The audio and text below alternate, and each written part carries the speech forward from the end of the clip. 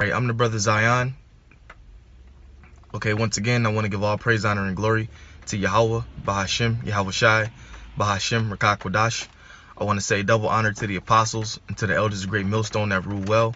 And I want to give another sincere shalom to the house of David the elect. All right, I'm the brother Zion. And through the Spirit, you know, this lesson has been on my mind. And I kind of wanted to get into it. So, you know, I decided to do a live video on it. And hopefully you brothers be edified. If you hear raindrops in the background, you know, it's raining out. So, you know, I don't know if it's going to affect the video or not. But through the Spirit, you know, like I said, I wanted to get into this lesson. All right. And as you can see from the title of the video, all right, America is basically going to become a Purge movie, man. OK, now for brothers who've seen that movie, The Purge.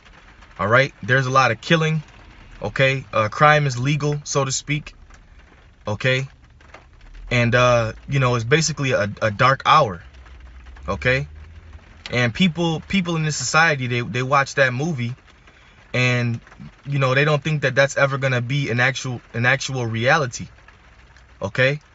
But through the Spirit and power of Yahweh Hashem Yahweh Shai, when you read these holy scriptures, Shalom brothers on the comment board, Yahweh Hashem Yahweh Shai, when you read these holy scriptures, all right, especially going into the book of 2nd Ezra 15 and 2nd Ezra 16, that's basically the script, man, for a Purge movie. Okay, the sword, famine, all right, death and destruction, man. And this society is going to face that. Okay, it's going to come a time where people aren't going to have the luxuries that they have now. All right, going to the grocery stores, buying food. All right, driving your truck down the street or being able to go get gas. Okay, taking your children to the park, you know, going to dinner afterwards. There's going to come a time where you're not going to have those luxuries, man. You're not going to have those luxuries. Okay, you're not going to have the things that you were once used to, man, because this society is going to crash. And that's what the men of the Lord, the prophets, are waiting on, man. We're waiting for this society to crash, to go down, so we can be delivered by our power, Yahweh Hashem Yahweh Shai. All right, so I'm going to start with 2nd Ezra 15 and 1. Behold, speak thou in the ears of my people the words of prophecy, which I will put in thy mouth, saith the Lord, and cause them to be written in paper, for they are faithful and true. Fear not the imaginations against thee, let not the incredulity of them trouble thee that speak against thee. For all the unfaithful shall die in their unfaithfulness. And that's a heavy statement, man. For all the unfaithful shall die in their unfaithfulness. Because you got a lot of people, the majority of the people in this society, they lack faith. Okay, and they worship Satan. All right, these people don't have faith in the Lord. All right, they have faith in Esau. They have faith in this society. They have faith in his system. And that's why when the Lord sends these plagues, they're gonna die. That's why when the Lord sends these death angels, okay, these purge angels, they're gonna die, man. All right, it says, behold, saith the Lord, I will bring plagues upon the world, the sword, famine, death, and destruction. And that's the scripture that we always bring out. The Lord is going to bring the sword, famine, death, and destruction. All right. The sword is going to come by the way of martial law. All right. FEMA troops. Okay. Starvation. All right. The famines are going to come by a lack of bread. You know, the Lord can send disease warfare. Because disease warfare is going to be heavy in this society, man. You got something that I know you brothers are familiar with, the CDC, the Center for Disease Control. All right. So Esau can release those plagues into the air. He can release those plagues into society. And now you got a disease warfare. Plagues, man. All right. Or birds dropping from the sky. Fish washing up on the beaches. The waters. Okay, those are all plagues that the Lord's been sending those plagues, man. But people haven't got the memo. All right. The sword, famine, death, and destruction. And the Lord is bringing destruction right now, man. Shalom, brother. Yahweh Hashem Yahweh Shai B'Hashem Rakak Kodash. The Lord is bringing destruction right now. All right. Don't you see all these earthquakes happening around the world? All right. But like I said, pretty soon, death is going to be on these streets, man.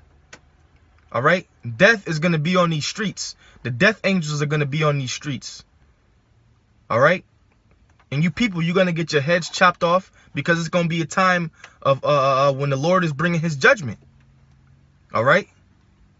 Hey, the Lord may have it to where you lose your kids, man, and you can't find them. Or they might get kidnapped and be sacrificed to the elites. Because in that movie, The Purge, that's what they was doing, man. The elite were people were being sacrificed to the elite families. Because what do the scriptures say about Esau? Since thou hast not hated blood, blood shall pursue thee. Because Esau, he loves blood, man. That's why he's into child sacrificing and sacrificing people. Because he loves blood. All right. It says, for wickedness hath exceedingly polluted the whole earth, and their hurtful works are fulfilled. Therefore, saith the Lord, I will pour out, Salakia, I will hold my tongue no more, Salakia, I will hold my tongue no more as touching their wickedness, which they profanely commit. And that's what people do, man.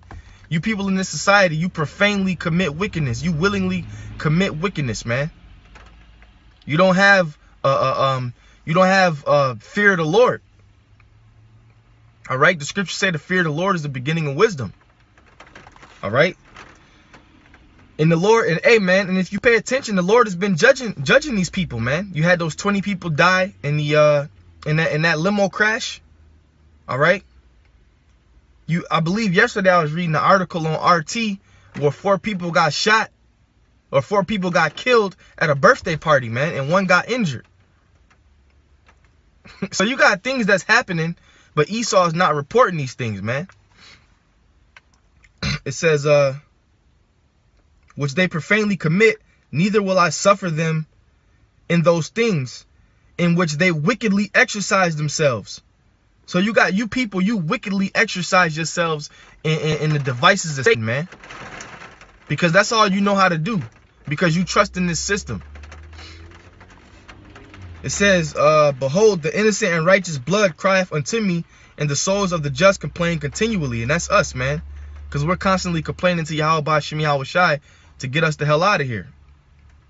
All right. It says, and therefore, saith the Lord, I will surely avenge them and receive unto me all the innocent blood from among them. Behold, my people is led as a flock to the slaughter, and I will not suffer them to dwell in the land of Egypt. But I will bring them with a mighty hand and stretched out arm, and smite Egypt with plagues as before, and will destroy all the land thereof, which proves that there's a new Egypt. And that new Egypt is Babylon the Great, mainly known as America. All right. The Lord is going to smite this plagues like he did ancient Egypt. And that's when a lot of you people are going to bug out. You're going to bug out. You're not going to know what to do. You're going to look to the so-called government for help. And the government's not going to help you. The elites aren't going to help you. All right. Your local senator or Salakia, your local mayor or the governor or the senators, they're not going to be able to get on the podium and tell you that everything's okay. Like the scriptures say, when they shall say peace and safety, then sudden destruction shall fall upon them. All right. They're not going to be able to get on. They're not going to be able to calm you down, basically, man. Because in that day, they're going to know that all hell is breaking loose. All right. That's right, brother. Isaiah 31:1.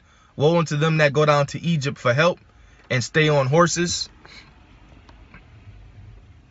and trust in chariots because there are many, and horsemen because there are very strong, but they look not unto the Holy One.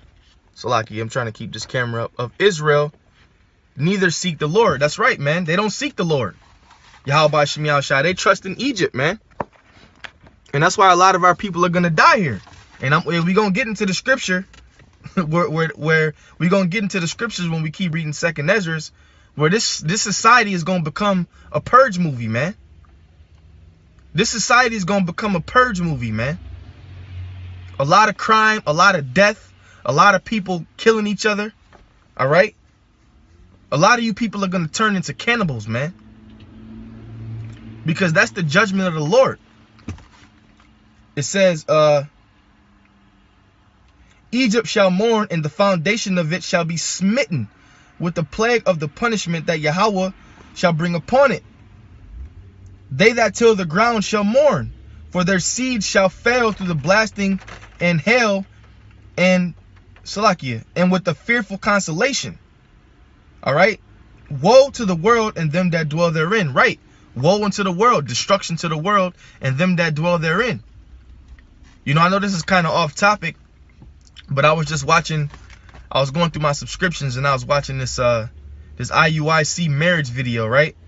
And this dude was on the video giving like a 30-minute speech on how he met the woman, you know, and how they finally got married. And I'm thinking, you know, we ain't in that time. You know, and marriage is not, you know, you're not going off if you have a ceremony during your marriage, so to speak. But we're in the time of the real marriage, which is coming back to Yahweh Shai. Okay? You know, if you got a woman now, you know, you deal with your woman, you take care of your woman. If you got a family, you deal with your children, you take care of your children. But just know that the real marriage is coming back to Yahweh Shai, man. Yahweh Bashim Yahweh Shai, that's the real marriage. So that's who we should be focused on marrying if you really want to get technical. All right? That's just the spirit. It says, for the sword and their destruction draweth nigh, and one people shall stand up to fight against another people, and swords in their hands. Right, man. And when you watch that movie, The Purge, what was they doing? They were standing up. When that's really talking about the race wars. All right? Shalom, brothers from Cleveland. Yahweh Bashim Yahweh Shai. Bahashim Rakakwadash. All right? But there's going to be race wars in this society that we always speak about. All right? But also during that in that movie, The Purge, you have people standing up fighting against each other with swords in their hands, guns, knives, different weapons. Okay? So that's going to take place in this society because right up above it, it speaks about the new Egypt. So these things are going to take place in America and different parts of the world. For the sword and their destruction draweth nigh, and one people shall stand up to fight against another people, and swords in their hands. For there shall be sedition among men. Okay? And invading one another. They shall not regard their kings nor princes, and the course of their actions shall stand in their power. So there's going to be sedition among men. And you're not going to regard your kings nor their princes, man. All right, that's beautiful, brother. It's spiritual because I was getting ready to get into Jeremiah 16. All right, but like I said, you're not gonna listen to the so-called kings in this society, man. For when they shall say peace and safety, sudden destruction shall fall upon them. All right. So let me get that real quick. The scripture that the brother posted. Then we're gonna go back to 2nd Ezra. This is because that's a beautiful scripture. Hey, because, you know, that goes right along with the topic, man. This is Jeremiah chapter 16, verse 4. They shall die of grievous deaths. They shall not be lamented. Neither shall they be buried. Okay, so you're not going to have people, you know, you're not going to have people being buried in that day. You're not going to have time for a funeral, a wake. You people are going to be as dung upon the face of the earth, like the Bible says, man. For they shall be like dung upon the face of the earth. So this Bible is not all love, man. This Bible is when you read these scriptures, you read of war, death, famine, pestilences. Okay? People getting killed. There's even cannibalism in the Bible when you go into the book of Kings, man. Okay? When they ate that lady's son. So there's all types of things in these scriptures, man. But you so-called pastors and false prophets and different teachers out there, you pick out what you want to read, man. And you make this into a book that's going to profit your pockets. All right? When the Lord told Ezekiel to eat the whole roll, you gotta read about the terrible stuff too, man. Like we're reading now. Jeremiah 16 and 4. It says, they shall die of grievous deaths. They shall not be lamented. Neither shall they be buried, but they shall be as dung upon the face of the earth. And they shall be consumed by the sword and by famine, and their carcasses shall be meat for the fowls of heaven and for the beasts of the earth. Now this is going to happen again, man. All right, this is going to happen again. This is going to be prophecy. Because I always speak about that that death season that's going to take place, man. There's going to be a season of death where the Lord is going to be killing you people, man. And what are you going to do? What are you going to say? Because you're not going to be able to stop the judgment of Yahweh Ba'ashim Yahweh Shai, man. So what are you going to do? What are you going to say? All right? In that day, you're going to know that there was a prophet among you. And also in that day, you're going to know that the men of the Lord was out there teaching that these very things were going to take place. And you didn't take heed. It says, for thus saith the Lord, enter not into the house of mourning, neither go to lament, nor bemoan them. Why? Because we're doing what we have to do now, man. The gates of mercy are open now. Shalom, brother. So if we going out there telling you that these things are going to happen, and you fanning your hand, and them niggas is crazy. They don't know what the fuck they talking about. Oh, man, yeah, blah, blah, blah. You know? And we out there diligently week after week teaching his word. All right? Shows even though the Lord put curses on us, you're right, he's still going to show us mercy because we're his people. But you got us going out there on the highways and the byways each week teaching his word. You know, and you people ain't hearkening. Well, when the Lord sends you your judgment, we're not gonna bemoan for you. All right, we're not gonna cry for you, because we already told you what was gonna happen, man. And a lot of you fucking women, you really gonna catch the judgment, man. A lot of you women are really gonna catch the fucking judgment, man, because you're wicked, you're stubborn. All right, you don't take heed to your man. A lot of you fucking women, man. The Lord is going to send heavy judgment upon you, man. And that's all I'm going to say on that, man. Go not into the house of mourning, neither go to lament nor bemoan them, for I have taken away my peace from this people, saith the Lord, even loving kindness and mercies. So on that day, the Lord is going to completely take his peace away from you, man. Why? Because you chose not to hearken unto the voice of his men. Luke 1:70, as he spake by the mouth of his holy prophets, which have been since the world began. So when the Lord is stretching out his hand, he's doing it through the way of his prophets. And a lot of you people, I'm going to say Israelites, because that's who we talking to, man. A lot of you Israelites out there, all right? You're not taking heed to the prophets of the Lord, you're going to die, man. You're going to die of grievous deaths. And Yahweh Ba'ashim Yahweh Shai is going to take his peace from you, man. All right, it says, both the great and the small shall die in this land. They shall not be buried, neither shall men lament for them, nor cut themselves, nor make themselves bald for them. So Jake is not going, well, the men of the Lord, shall I say, we're not going to lament for you, man. This place is going to become a place of death, a place of dead bodies, man. A Purge movie, like the title says. So, Lockie, your brothers, bear with me for a minute. Our Lord told Jeremiah to pray not for this people. That's right, brother. Jeremiah 11:14. Hey, we'll get the scriptures you brothers are posting. You know, that's the whole point of the live show, man. To get the scriptures in the chat. Jeremiah chapter 11, verse 14. Therefore, thus saith the Lord, behold, I will bring evil upon them, which they shall not be able to escape. And though they shall cry unto me, I will not hearken unto them. Is that the right scripture? Baba Kusha. Okay, 14.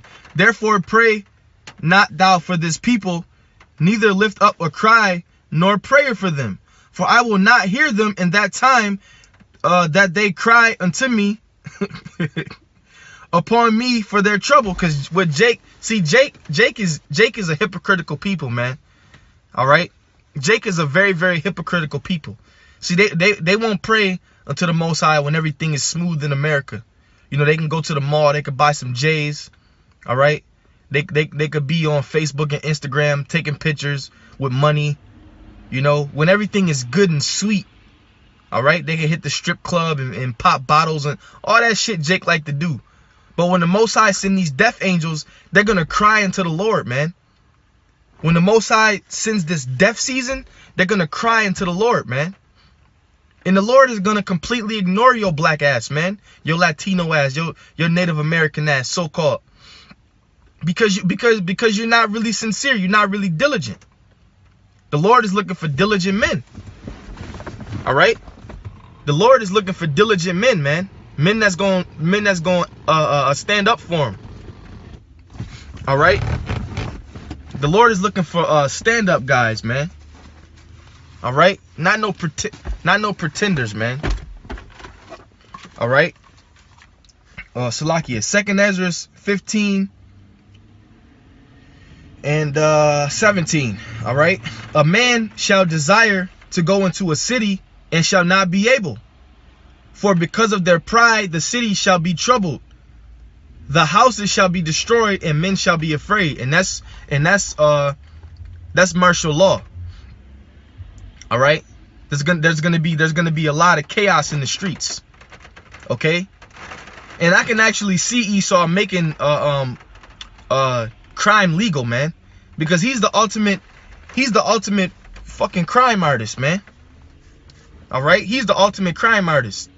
First of all, how did he get this land? He got this land by the way of crime. The Rothschilds are known, Salakia, not the Rothschilds, this is spirit though.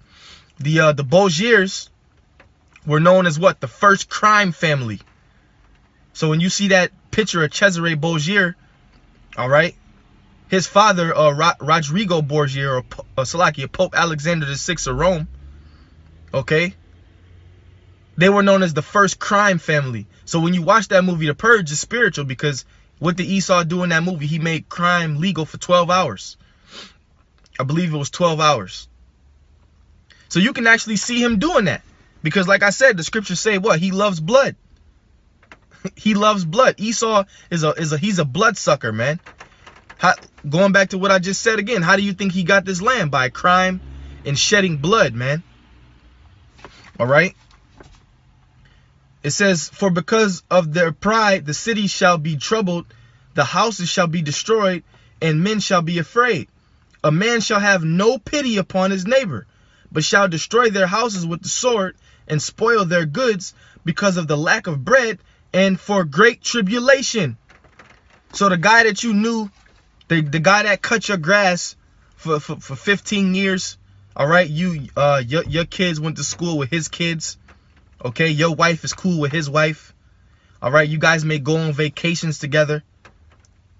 The scriptures say you guys live next door to each other. But in that day, the scriptures say a man shall have no pity upon his neighbor. So guess what? If your neighbor is going through, if your neighbor ain't got no food, and you was cool with him for 20 years, all right, and he know you got some food over there, guess what the scriptures say? And it's not us saying it. Guess what the scriptures say he's going to do, man? He's not going to have no pity upon you. He going to run up in your shit, take what you got. All right? And he going to try to feed his family. And these are things that's written in the Holy Bible, man. So what the hell are you false pastors talking about, man? What are you other Israelite groups talking about, man? Are you really prophesying what's in the Bible? Or are you like IUIC, you throwing up marriage videos, man? When, like I said, the real marriage is us coming back to Yahweh Hashem Yahweh Shai. We're going to have we're going to have royal weddings in the kingdom, man. Because everything we got here is going to be burnt with the nukes. We ain't taking shit with us when we get beamed up in them chariots, man. Lord willing, we're those men. Shalom, brother. We ain't taking shit with us in the ships, man. All right? You ain't taking your house in the chariot.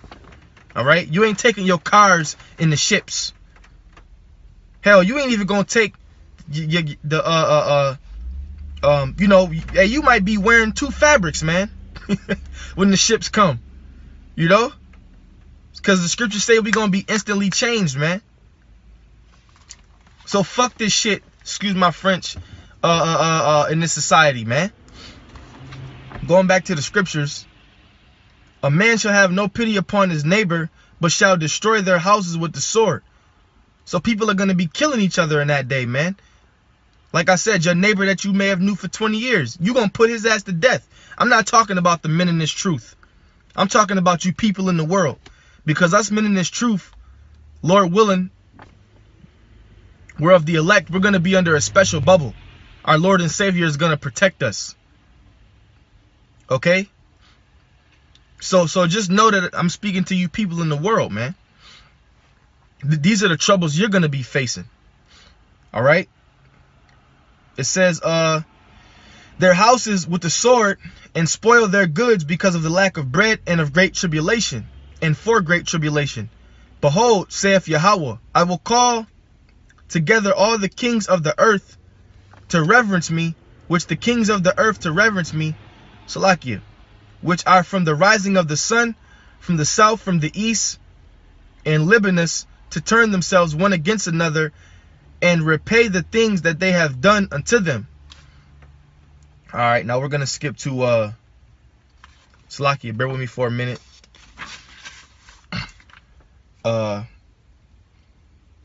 Matter of fact, yeah, let's go into Amos. Salakia, brothers. Bear with me for a minute. Like I said, man, these things are coming, man. These things are coming. And it's important as men of the Lord that we're prepared for these things, man. There's no excuse for Israelite in 2018, man. You got Israelite camps all around the world. Salakia, Habakkuk. Not Amos, Habakkuk. This is the book of Habakkuk, chapter 2, verse 2. And the Lord answered me and said, write the vision and make it plain upon tables, that he may run that readeth it. For the vision is yet for an appointed time, but at the end it shall speak and not lie.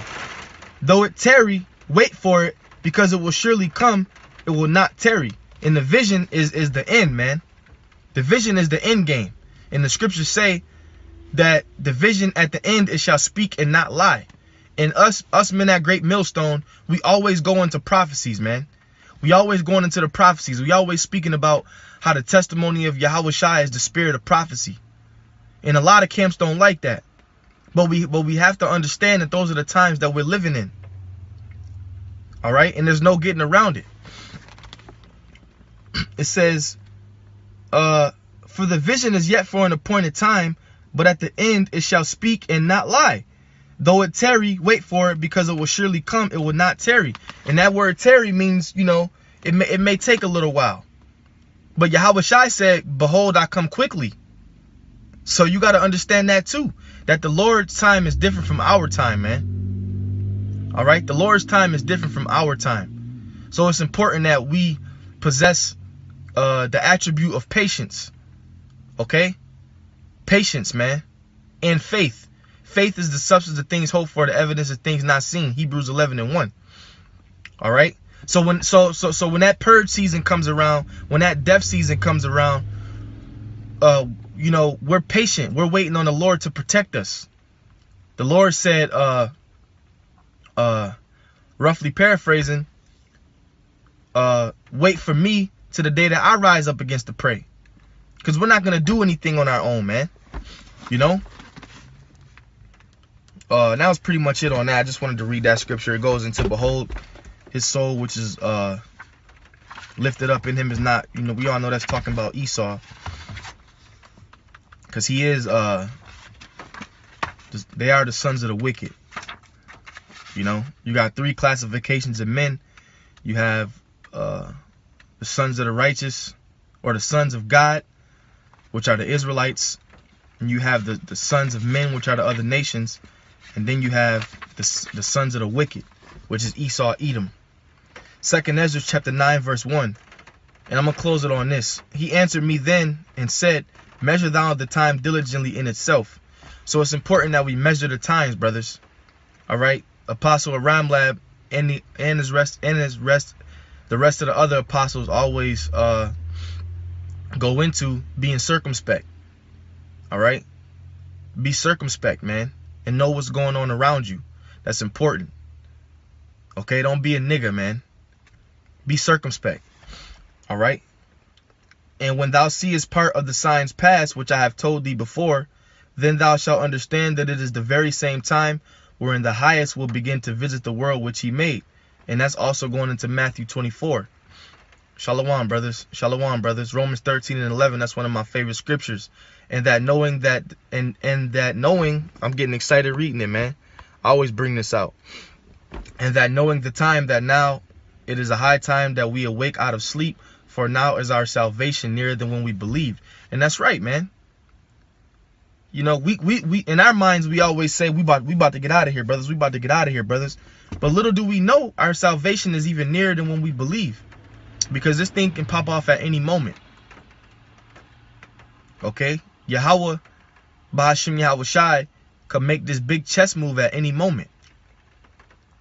But it's important for us to just be faithful servants, man. That's it. Salakia. Therefore, when there shall be seen earthquakes and uproars of the people in the world. And there's been a lot of earthquakes lately, man. 6.7, 7.1s. There's an earthquake every other day, man. Esau don't be reporting that shit, but you get it from alternative news. If you got certain apps like RT, they'll alert you. And then we bring it to the forefront. Then thou will understand that the Most High spake of those. Then thou shalt well understand that the Most High spake of those things from the days that were before thee, even from the beginning. And like I said, you can go into Matthew 24 and read upon those things. All right. Even so, the times also of the highest have plain beginnings and wonders and powerful works and endings in the effects and signs. And everyone that shall be saved and shall be able to escape by his works and by faith. That's beautiful, man. Whereby ye believed. Okay, so it says, how you going to escape? By your faith and by your works. Yes, the law, statutes, and commandments are very, very important, man. But if we were going to be saved based upon keeping the laws, then there wouldn't be no elect, because we all go off. The scriptures say all have fallen short, man. We can't keep our law, statutes, and commandment perfectly in this wicked ass society, man. It's tough. All right. This society is made for us to go off. It's tailor-made for us to go off, man. That's why we got to have faith in Yahweh Shai. So we're going to escape by our faith and by our works. That's why it's important to do these videos. And doing the work is not just doing videos. It's charity. It's being a faithful servant. It's paying tithes. It goes into many things, man. Salakia. I'm going to read that again. And everyone that shall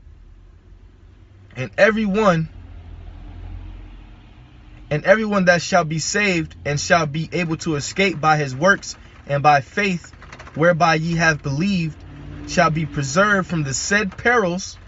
Okay, notice it says they shall be preserved from the said perils, and shall see my salvation in my land and within my borders. For I have sanctified them from me from the beginning. Then they shall be in pitiful case, which have now abused my ways. And they that have cast them away despitefully shall dwell in torments. And that's talking about 2/3 of our people, man. All right. And hey, man, I could go on and on. I'm gonna read one more, man, because, you know, precept upon precept. You know, I know I said that was the last scripture, but this is Ephesians chapter 1. And I kind of got off topic, Salakia, brothers. You know, but that's how the Spirit works. According as he have chosen us in him before, Ephesians 1 and 4. According as he have chosen us in him before the foundation of the world, that we should be holy and without blame before him in love, having predestinated us unto the adoption of children by Hamashiach Yahweh Shai unto himself, according to the good pleasure of his will. So Yahweh Shai predestinated us, man, from the beginning. Lord willing, we're of the elect. All right, so hopefully you brothers are edified. You know, I kind of got off topic, but you know, that's the Spirit. I want to give all praise, honor, and glory to Yahweh, Bahashim, Yahweh Shai, Bahashim, Rakakwadash. I want to say double honor to the apostles and elders of Great Millstone that rule well. And I want to give a sincere shalom to the house of David, the elect. All right, hey, man, like I said, like the title says, all right, this place is gonna be a purge movie, man. A lot of crime, a lot of death, all right, a lot of bloodshed, and that's coming soon. Okay, we're gonna enter into that season, the time of Jacob's trouble. All right, and there's gonna be a lot of bad things happening on the planet Earth, not only in America but around the planet Earth. So you brothers remain circumspect and keep the faith in Yahweh Hashem Yahweh Shai, man. With that, I'm gonna say Shalom.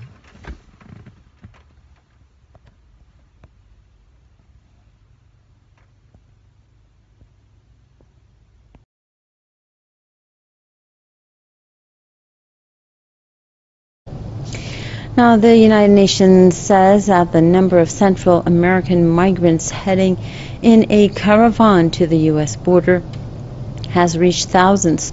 According to a report by the International Organization of the Migration, large numbers of people are arriving in Mexico. The UN estimates that the caravan comprises of over 7,000 persons. Many of them intend to continue towards the north.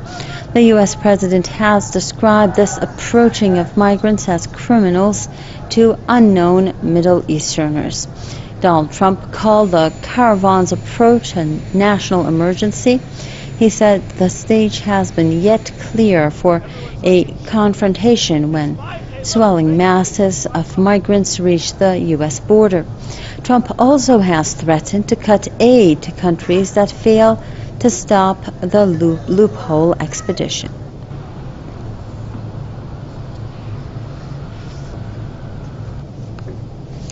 Our correspondent Colin Campbell says the U.S. President calls the migrants criminals in order to justify his future actions against them.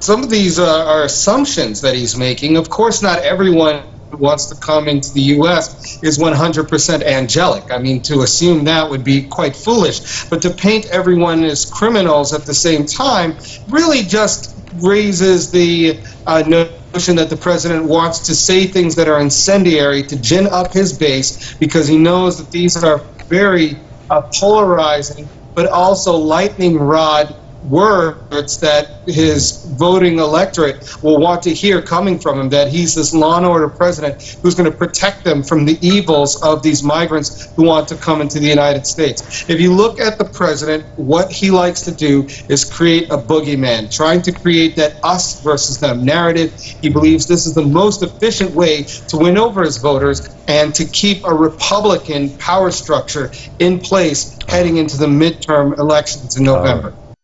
Meanwhile, President Donald Trump has had strong words for Saudi Arabia, saying the cover-up of Jamal Khashoggi's death was one of the worst in history. They should have never thought about it. It should have never been done. But once they thought about it, everything else they did was bad too. The cover-up was horrible, the execution was horrible, but they should have never been at an execution or a cover-up. And in another major move for U.S. diplomacy, the Trump administration announced it will pull out of a landmark nuclear arms treaty with Russia. The decision comes just as President Trump and Russian President Putin look to meet in Paris next month. Now we turn to one of the nation's most experienced diplomats, former U.S. Ambassador to the United Nations, Bill Richardson. Thanks for joining us, Ambassador. Thank you, Scotty. Nice to be with you. Well, we saw some action yesterday as the U.S. has revoked the visas of several Saudi officials following the murder of journalist Jamal Khashoggi. Do you expect more action from the U.S. on their greatest ally in the Middle East? This is kind of a slap on the wrist.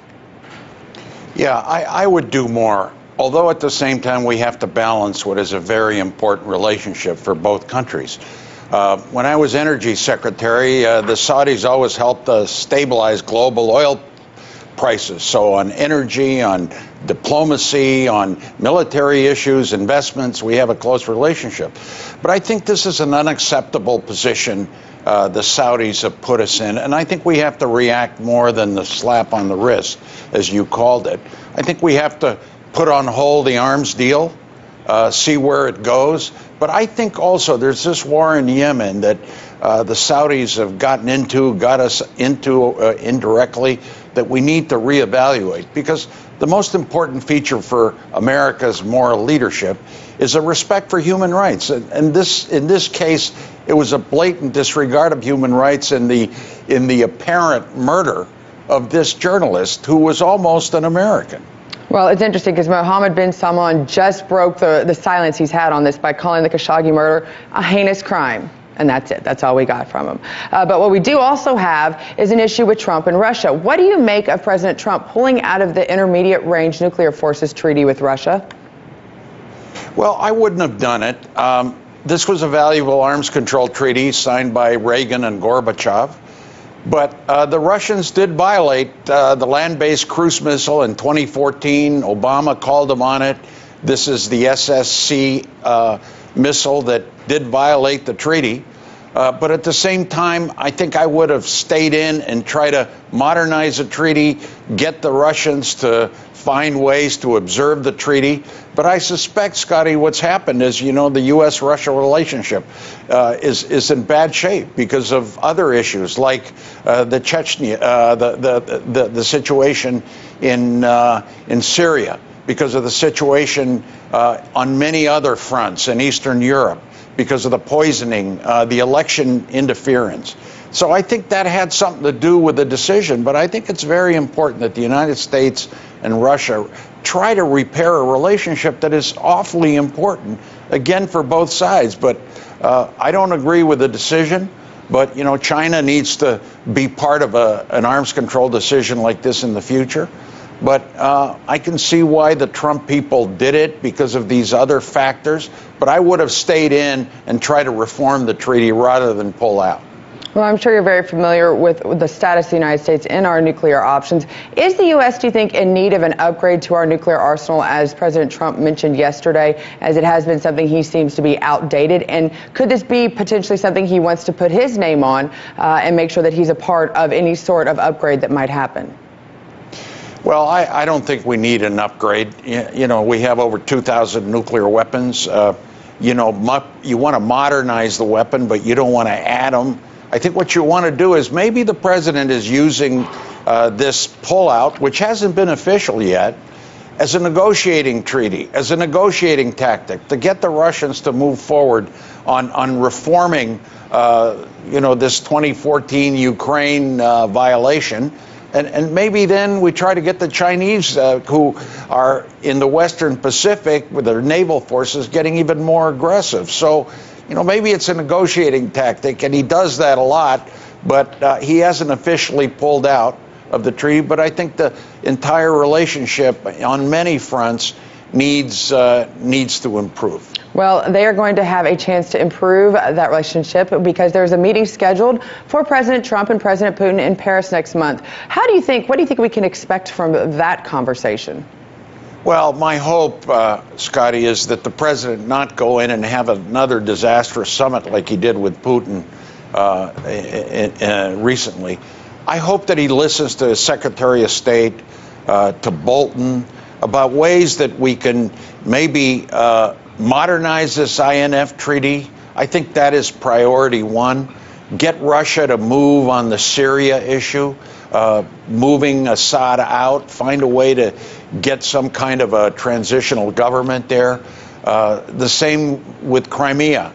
I just see the hostility between the two countries. And then finally, I was pleased that John Bolton mentioned the election interference that the Russians have been taking on American elections, because the president hadn't done it. At least Bolton mentioned it, and that shouldn't happen again. The Russians should, you know, they got to clean up their act too. Well, last, I can't let you go without asking you of the news headlines of the day. Seeing you are such a high-profile political figure yourself, we've seen these suspicious packages sent to the homes of former presidents and even CNN. Do you think the political vitriol has gotten so severe in the public that public figures like yourself aren't safe? Yeah, there's got to be a return to some civility here and some modicum of respect for each other. I think the president needs to tone down his rhetoric. I think the Trump people need to do the same. Democrats probably need to do the same too. This is out of control. You know, for explosives to be at CNN, to be with President Obama, the Clintons, George Soros, you know, across the board. This is just not America. So we got to clean this up, and the way you start is clean up the rhetoric, the incendiary rhetoric that is taking place, like, for instance, in the caravans and some of the other steps that have been taken that I think are very bad for our public discourse. Well, thank you, Ambassador Richardson, for joining us and bringing, once again, your eyesight and wit to this conversation. Thank you. Thank you. For the second time in less than a week, we have thousands of dead fish washing ashore in Brevard County. Brevard County Beach, Melbourne Beach, all these regions around it are seeing an increase in the animal die-off. Now, some of this is directly connected to the red tide. Now, the red tide and why it's springing up in different areas, we can go down different paths and we can debate different things and we can look at causes to this. Now, one of the main things that threw everything out of whack was the hurricane that came through here recently. Another major issue is Lake Okeechobee. I've talked about this in separate videos, and most people do not realize this until they dig deep into it and they see exactly what has happened with Lake Okeechobee. It used to roll south, so to speak, and create massive wetlands. Well, when they ended up trying to stop all that and then running two reservoirs, one to the east and one to the west, this was causing a big difference in the environment because a lot of the fertilizers and a lot of the stuff the farmers were using were now moving into a concentrated area and being funneled out east or west, and this was tied in to an upswing in the red tide. So it wasn't, it just popped up out of nowhere for no reason. There were reasons to it that most people are not seeing. But yet again, another massive fish kill down here in this region. They're saying that these beaches are just littered with fish, dead fish, and it's sad. So, if you guys are seeing anything like this, let me know. Hit me up, dabu7yahoo.com. I'm going to leave a link, and I'll continue to update as I come across more, and also make sure to follow me on Twitter for the latest updates. Peace.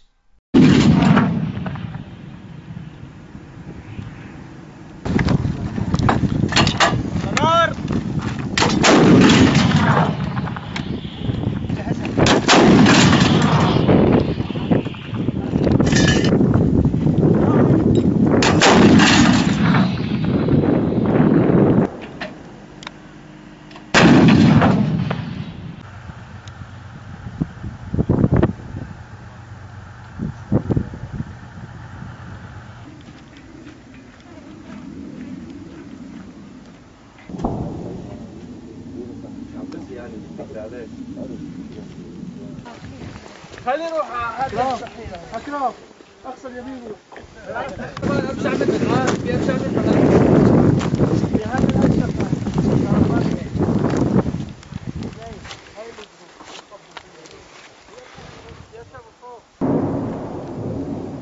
يلا يا شباب شوف في هاي حركه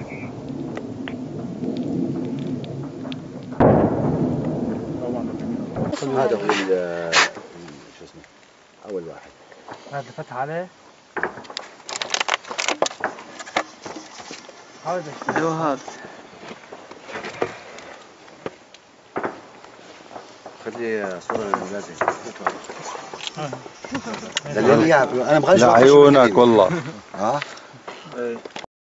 Shalom. First, I want to give all praises to Yahweh, Ba'asham, Yahweh Shai, Ba'asham, Ruchakadash. I want to say double honors to the apostles and elders of Great Mosul and rule well, and Shalom to the elect. Just a quick one. I'm at work on break. I was just looking into this article, and this is back in July. And what happened was I was on a train and I saw another article about the same topic, and the Spirit kind of led me to this article. So I'm going to go through both articles and filter it through the scriptures. Now the headline reads, this is back in 19th of July 2018, so not too long ago. It says the cashless society is a con and big finances behind it. Okay, now this is from the Guardian, okay, which is over here in the UK. Now it says all over the Western world. Now, even though this is written, from the UK publication, it's talking about the Western world. Okay, that includes Babylon, which is Amerika. Okay, it includes you know, the different European states, so on and so forth, man. Now it says all over the Western world, banks are shutting down cash machines and branches. Okay, so this is something that's actually happening globally. Okay, not just in a few pockets around the world. If you look at Sweden, you look at Canada, okay, they're leading in terms of a cashless society. Okay, I think it's something, I don't know the exact figures in my head right now, but it's something over 90%. It's a ridiculously high amount of you know, cashless transactions that are going on in those countries, man. It says banks are shutting down cash machines and branches. They're trying to push you into using their digital payments and digital banking infrastructure. Just like Google wants everyone to access and navigate the broader internet via its privately controlled search portal. So what it's showing is that the institution, the banking, because look, all these banks are owned by who? The international banking families. Okay, privately owned, man. They own the central banks. Okay, and who are they? Let's name some of them. Okay, the Rothschilds, the Rockefellers, to name a few, the Oppenheimer family. Okay, mainly the Rothschilds. They're the top family on the earth right now that is spreading wickedness through the earth, man. Okay, and their biblical nationality, okay, because the Bible deals with nations, it deals with seed. Their biblical nationality is Esau, Edom. Okay, the Edomites, that's who they are, man. And the scriptures talk about the Edomites being basically going into slavery when the Israelites, which you so-called Negroes, Hispanics, and Native Americans, take rule when the Lord returns, the Messiah, Yahweh Shai. Okay, when the Lord returns and puts the Israelite man back in power, okay, and for them to rule over the earth, what's going to happen is that the same people that put the Israelite man into slavery, okay, you so-called Negroes, Hispanics, and Native Americans that culled you by the sword, okay, they're going to be going through the same thing, man. They're going to be going through their tribulation when we're in the kingdom of heaven. Okay, and you can read about what's going to happen to the Edomites, which is Esau. Okay, you can read about that in Obadiah, the 18th verse, man. Okay, they're going to be destroyed, man. Okay, they're going to be completely done away with because of the wickedness they've done on the earth. Now, the Edomites in the scriptures are known as the what? The wicked, right? The devil, Satan. Okay, which means the devil means deceiver, which that's what they do, and Satan means adversary. They're the adversary to who? The righteous, the Israelites, the chosen people of the Lord, man. Now, I just wanted to just give that bit of that information, because in order to understand what the agenda is. Now, in fact, you know what? Let me get that quickly in the scriptures just to hit the point, man. Okay, very quickly. This is Malachi chapter 1, verse 1.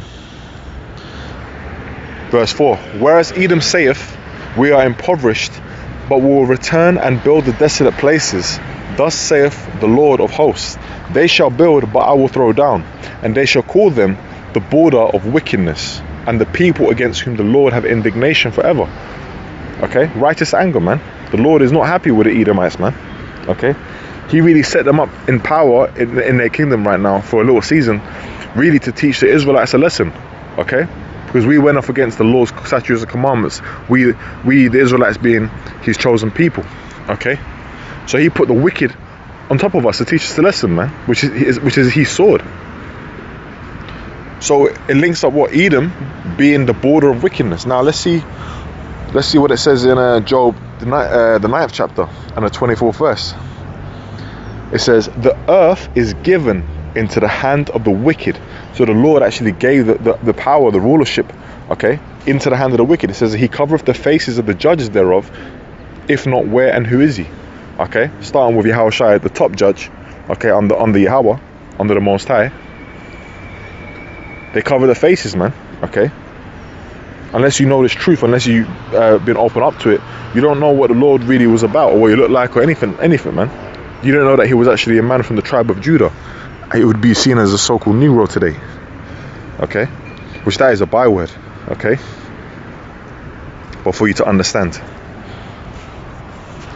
And just quickly as well, I mean, you know, Spirit really just gonna get this as well. Now this is 2nd Ezra 6:9. It says, for Esau is the end of the world, okay, end of this rulership, this kingdom, this age, and Jacob is the beginning of it that followeth. So right now Esau is in rulership, the so-called white man as he's known. So-called, because that's not, that's a byword as well. That's not really who he is. That's the biblical Edomites, man. The ones that are ruling the world right now, these Rothschilds, these Rockefellers, they're the elite of that family, right, of that nation. They're the kings of that nation, man. And right now they're ruling, and they're doing all manner of wickedness. They've got an agenda. Now part of that agenda on this earth is to get everyone chipped, okay, with an RFID chip implant, man. Okay, now in order for them to do that, for that prophecy to be fulfilled, they are doing certain things to actually push towards that agenda. For example, as we were going into with the article, this cashless society, okay, removing the banks, making everything more digital, everything more controlled. Okay, that is what Esau wants to do. He wants, because Esau thinks he's the Most High. You can read about that in Isaiah the 14th chapter.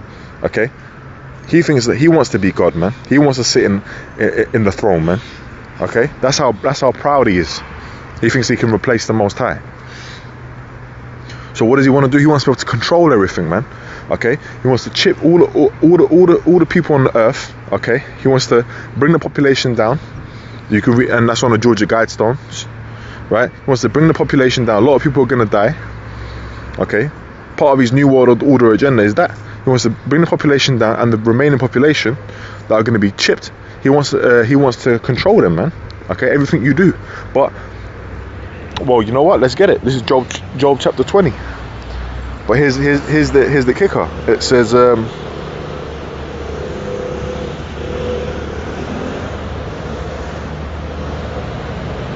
Job 20 and 22, in the fullness of his sufficiency, right, just when he's about to fulfill his New World Agenda, or he thinks he will, it says he shall be in straits, which means a place of difficulty. Every hand of the wicked shall come upon him. When he is about to fill his belly, he's just about to, almost done, he's almost had that meal, almost fulfilled what he wants to do, to feel that feeling of fulfillment. All right, it says, Yahweh Shai shall cast the fury of his wrath upon him, and shall rain upon him while he is eating. So, hey, this man is not going to be able to fulfill his agenda, man. Okay, he's not going to be able to do that. Okay, this is pride goeth before destruction, man. Okay, and that is what's going to happen: destruction upon Esau, Edom, man. You so-called white people, man. Okay, I say so-called, man, because you're really from the nation of Esau and Edom in the Bible. That's what we teach. Okay, that's the truth. And these Rockefellers and Rothschilds, okay, I think it's in Psalms 148, it says their kings shall be bound with fetters of iron. You're the ones that are going to go into slavery first, man. Okay, you're going to go into hardcore slavery, right? As it is written in Revelation, it says, those that lead into captivity shall go into captivity. Those that kill with a sword shall be killed by the sword. Okay, and here's the patience of the saints. Okay, so the saints are suffering right now, man. Okay, we're in slavery, but that's going to be turned upside down. Now part of the salvation is what is getting the knowledge and wisdom, fearing the Lord, keeping his commandments to the best of your ability, having faith. And these things are all given to who? The elect, the chosen ones out of the nation of Israel. Okay, those are the ones that are going to be saved, and those are also the ones that are not going to take the chip in a time of temptation, man. And we're going to get that in the scriptures, the chip. But before I do that, I'm going to go back to the article and just quickly read it a little bit more into it. Another aim is to cut costs in order to boost profits, right? The love of money. It says branches require staff. Replacing them with standardized self-service apps allows the senior managers of financial institutions to directly control and monitor interactions with customers. Which, you're not going into the business aspect of it, but really what it is they're trying to control everything and push towards that digital cashless society. Because once you set up the infrastructure, okay, then you can now have you can have the chip out there, mandatory, man. Okay, all they need is one big scare, one big false flag, or attack or whatever, and they can scare these people, which are like cattle, okay, sheep. They can scare them into what, man? Into taking that chip, okay, for it to be implanted into them, man. Now I'm going to get this other article, and I'm going to get the scripture, man. This is BBC News. Now this is one I read earlier, and it's posted an hour ago. Today's the 19th of October 2018. It says bank closures. 13 million people have lost half of local branches. Now, the population of the UK is between about 60 to 70 million, man. Right? So about a fifth of people are stranded without a bank. Okay? They got to travel far and wide to do it because why? They're pushing that digital agenda. Because we're coming into the time of that mark of the beast prophecy being fulfilled, man. Okay? Fully. For it to be mandatory. Right?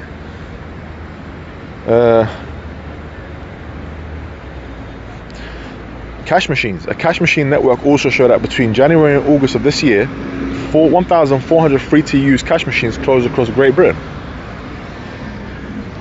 It says,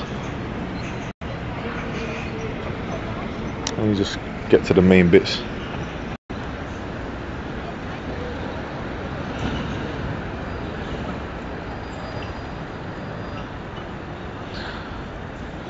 There are 63 constituencies with fewer than 5 ATMs per 10,000 people.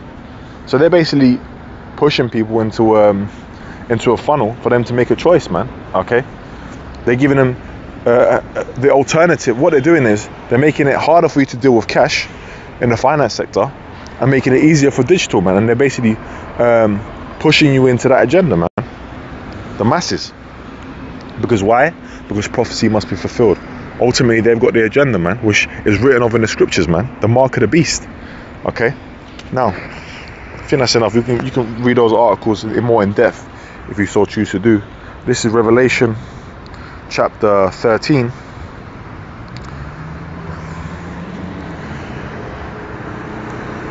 Right, verse 16, and it says, and he calleth all, right, both small and great, rich and poor, free and bond, right? So that's pretty much everyone, man. It says to receive a mark in their right hand or in their foreheads, and that no man might buy or sell save he that had the mark or the name of the beast or the number of his name. So it's a transactional thing, man. The RFID chip. Now you already got that in what? In your smartphone. You've already got it in your bank card. But what they're gonna do is they're basically gonna slowly do away with all that, okay, and make everything just. They're gonna push that agenda of the implant in your hand, man. Okay, they're gonna get celebrities to push that. They're gonna make it seem so convenient, and that's the latest thing to do. And you know what's gonna happen? The masses, they follow the fashion of this world, man. That's what they're gonna do. They're gonna fall straight into that trap. And why? Because they have not come to the knowledge of the truth, man. Okay, the majority of you Israelites are gonna take that chip, and you're gonna be destroyed, man. Okay, right? And how do we know that mark?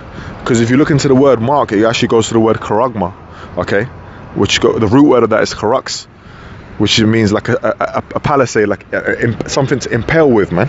Okay, and charagma means a thing inserted. So if you actually look into the words and then you look into the imagery of how an RFID chip implant is based, that's how we know that the chip is the implant is the RFID is the mark of the beast, man. Okay. And it also says what? No man might buy or sell. So we know it's a transactional thing, man. You can't buy or sell without that. So that means that Esau is setting up an infrastructure where unless you have that chip, unless you go through his controlled means, then you're going to be out there not being able to be part of society. You're not able to purchase, eat. Okay. And therein comes what? The faith in Yahweh Shem Yahushai, that he's going to be able to sustain you and feed you and look after you in those times of trouble, in Jacob's trouble, man. Okay, and who's going to believe in Yahweh Shema Shai? Who's going to have the faith in that time? The elect. Okay, that's why the Lord's got his prophets teaching out on the highways and byways now. That's why we're doing these epistles, man. Okay, to feed the flock, because we love the elect, man. Okay, we love the elect of the nation of Israel. Okay. And the men that are teaching also are hopeful members of the elect, man. Okay. Now this is I'm gonna end it on this, man. Right? This is 2 Corinthians 2 and 11. It says, lest Satan, okay, should get an advantage of us, for we are not ignorant of his devices. We're not ignorant, man. We're not ignorant of his tricks. Okay. The Lord has actually opened us up to the understanding of who he is, that he's the devil, that he is Satan, right, the so-called white man. To know what he's doing, right, making his own tongue fall upon himself, as it is pursuant to Psalm 64. It's all prophecy. See, they can't escape that, man. You know? And one of the things at Great Millstone, starting with our apostles and elders, okay, from Apostle Tahar on down, what the main thing that we teach and we push is what the mark of the beast, man. These other groups ain't teaching that, man. They're not teaching that it's the RFID chip implant. They're leading our people to destruction, man. In fact, I'm gonna show you what happens if you take the chip, man.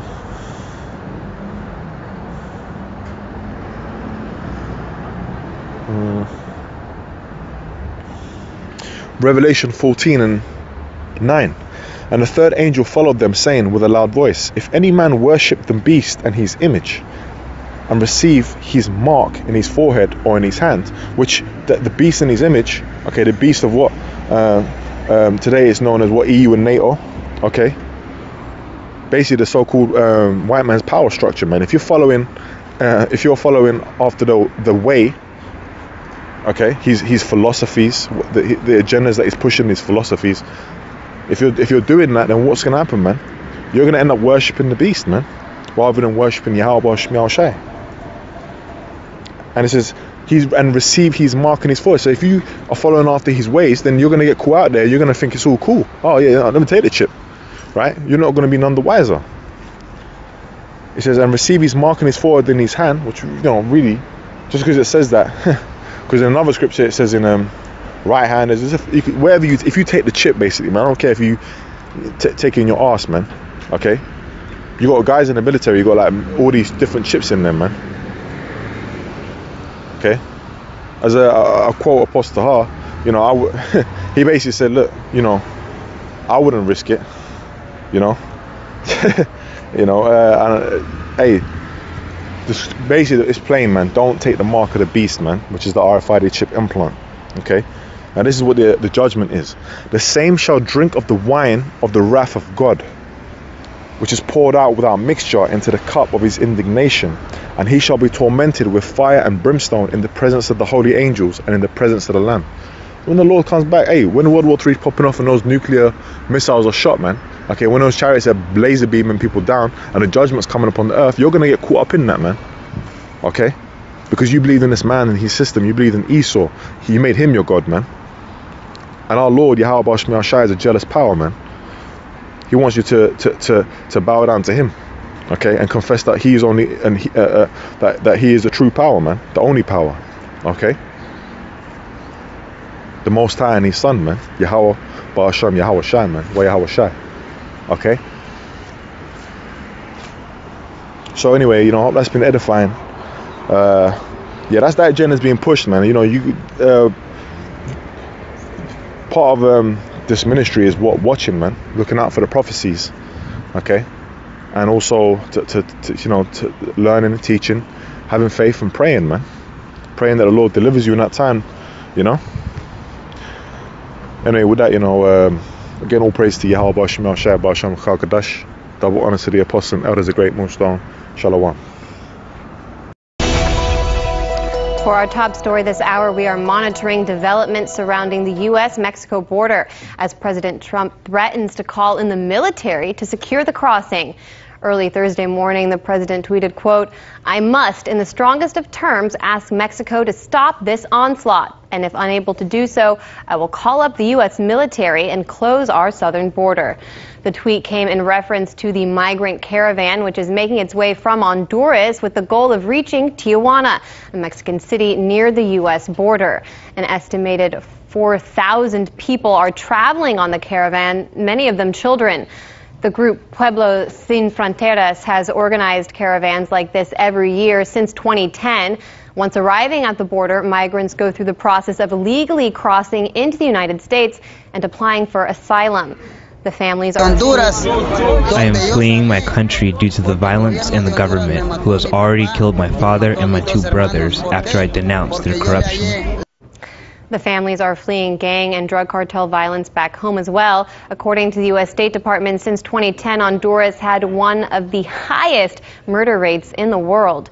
On Wednesday, In Question explained how the U.S. has contributed to the migrant crisis, examining how Washington's policies fuel violence and devastation in Sudan, El Salvador, and Haiti. Honduras is no exception. Just last year, the U.S. endorsed the re-election of Honduran President Juan Orlando Hernandez, even after the Organization of American States declared vote results to be inconclusive.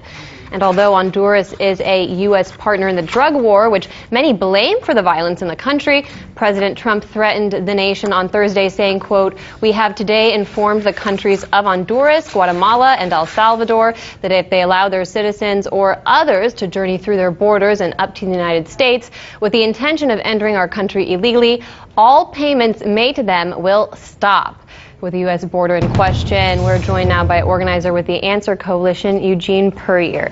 Eugene, let's start by talking about the charge from the Trump administration that these migrants want to come to the border and cross into the United States illegally. Is that actually what they aim to do? Well, I think they certainly are aiming to come to this country and to seek asylum. And I think the issue of people coming, quote unquote, illegally speaks very heavily to the Trump administration policy at the border. Of course, as many people know, there are certain entry points where you must go, actually, if you're going to seek asylum. But what often happens, and what many people don't know, even if you meet the criteria for asylum, you can still be rejected. And so what we have seen from the Trump administration in many of these areas is they'll, for instance, maybe close an entry point and say, well, you can't apply for asylum today. And so what happens is people get tired of waiting, or just feel that they want to apply for asylum and they want to move forward with the process. So then they cross the border somewhere else, and then they cross the border somewhere else, and they're arrested as criminals, despite the fact that they are trying to seek asylum. And in many cases, oftentimes, were actually denied the opportunity, or at least told they had to wait indefinitely for it to happen. So to some degree, this is actually a function of how the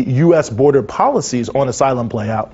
As I mentioned earlier this week on In Question, we discussed how U.S. war and neoliberal policies have resulted in the influx of migrants from other countries, Sudan, Haiti, and El Salvador. Explain for viewers how that's also been the case in Honduras, where the majority of the people on this caravan are coming from. Yes, well, I think it's important to note this caravan started in San Pedro Sula, who many people around the world consider to be the capital, the murder capital of the world. Honduras is in the top 10 countries in the world in terms of the level of violence that exists there. And I think you look at Honduras and you look at many other Central American countries, and they have been really mired in a terrible process going really, quite frankly, back to late 70s, early 1980s, where you had a lot of turmoil in these countries where people, poor individuals, were starting movements to stand up for their rights. The United States was backing right-wing governments and creating dirty wars. Honduras, of course, was central to that, as was Guatemala, as was El Salvador, as was Nicaragua. These countries were in many ways completely and totally devastated. And then on top of that, you have the rise of things like NAFTA,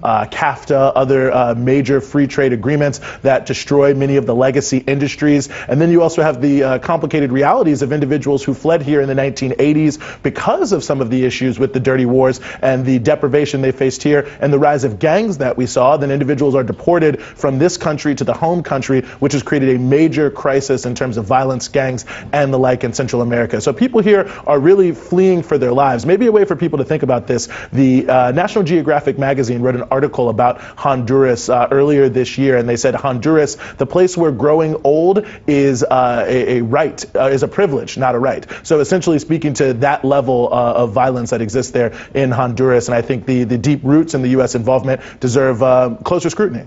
But it's never mentioned by the media or even by Democrats who want to oppose Trump's policy on the border. It's kind of boiled down to this partisan debate. I mean, it's never looked at as a consequence or a blowback from U.S. policy. Why do you think that is? Well, I think it's not looked at that way because I don't think those who are in power in Congress and the presidency really want to change the overall reality. I mean, I think it's worth noting that the Obama administration policy towards individuals coming from Central America, primarily women and families, was actually exactly the same. To do everything possible to turn them away, to try to create the perception that they were not in fact fleeing violence, but that they were simply just economic refugees and thus did not deserve asylum, rather than seeing how these different realities interpenetrate with each other. But the reality is this, is the United States has focused on a set of policies in Central America focused on militarizing the governments and an extension of what we know as the war on drugs, the militarized approach to it that we see here in the United States. And they also are paying these countries and militarizing the police to keep people from coming here. And that's the reality of it, because ultimately anything else would mean you would have to seriously deal with the economic realities of Central America, which they don't want to because it benefits capitalists in the United States. Right, and they want to keep governments that are friendly to U.S. neoliberal policies in power, which results then in the suppression of these same people. Well, Trump threatened to stop giving aid to Guatemala, Honduras, and El Salvador because of this caravan. What is that money for, and what does that tell us about why the United States gives money to impoverished countries to begin with? Well, quite a bit of that money is for security funding. In fact, going back to the Obama administration, there's been a huge push to try to get the enforcement around people coming to this country from Central American countries to either keep them in their own country or to try to stop them at the Mexican border. So a large degree is help with security, with policing, with border patrol, with the military as well. A lot of it is also nested in the war on drugs. Some of it is quote unquote economic aid, but by and large, you have an aid situation for these countries here in Central America that's heavy on the security influences and heavy on really trying to contain problems that have been caused by things like, for instance, the U.S. supporting a coup in Honduras and the fact that there is a more progressive government that wanted to improve the economic environment, that wanted to bring in some of the more creative ways to deal with violence that don't involve mass incarceration, policing, and the like. That government was overthrown with the support, certainly, of the Obama administration. And so you see that the U.S. is creating the conditions for poverty, deprivation, and violence in these countries, then paying the countries essentially to try to keep them, to contain these issues inside of their own countries. The irony of Trump's statement is if he was to remove this funding, almost certainly more people would come to the United States in caravans like the ones we're seeing now. And it suggests that this money is only given to these countries in an effort to make them sort of subservient to whatever it is the United States wants them to do. The pictures of the caravan, you can see the people coming up. It's not a journey I think anyone would want to take. So thank you so much, Eugene Puryear, for shedding the light on some of those reasons why people are coming here that are completely left out of the mainstream. Thanks so much. Thanks for having me. So today's focus is going to be on obviously something that everyone's talking about, but a lot of the other things around it that aren't being talked about as well. But what I want to be the overarching focus when we're discussing the breaking story of today is the overwhelming prevalence of false flags and manipulations and psyops used just in American history. Verifiable incidents we can talk about. As we've talked about more times than I can count on this show. The type of things, and even just going back to concepts like Syria that have been verified to be false.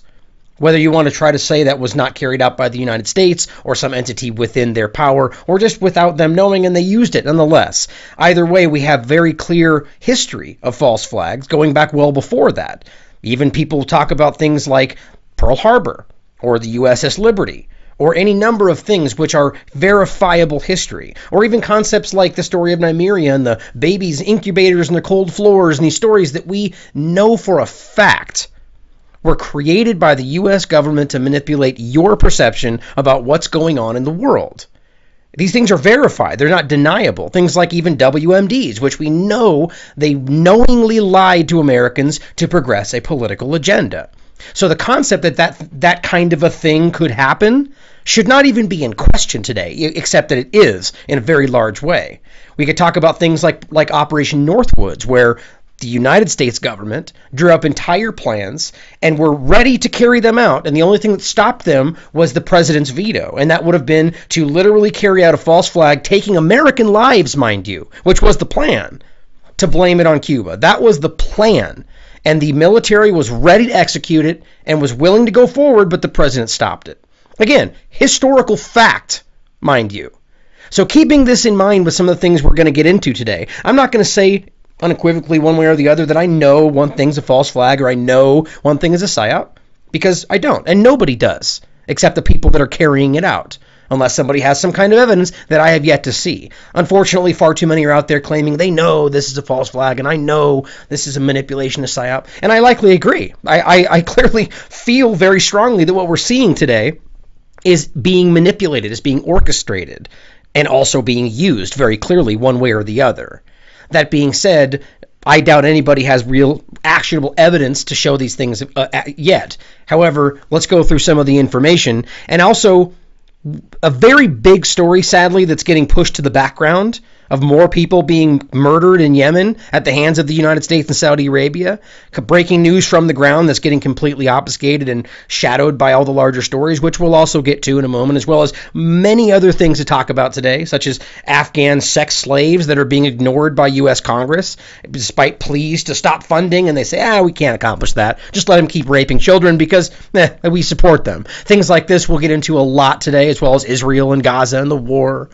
As we move forward, there will be no research and review today because this will be a little bit of a longer show, but I will be joining Be Rich for a regular show starting today, every Wednesday moving forward, which I will be doing later tonight as well, so be sure and tune into that. I'll have the link in the show notes, but let's get right into the information, which you're all eagerly awaiting, I am sure. Now, this story, the first one I saw coming from the anti-media, entitled Day After Bomb found at Soros' home, which was the first story people saw. Explosive devices sent to Clinton, Obama, and CNN, which has later added many other people to that list.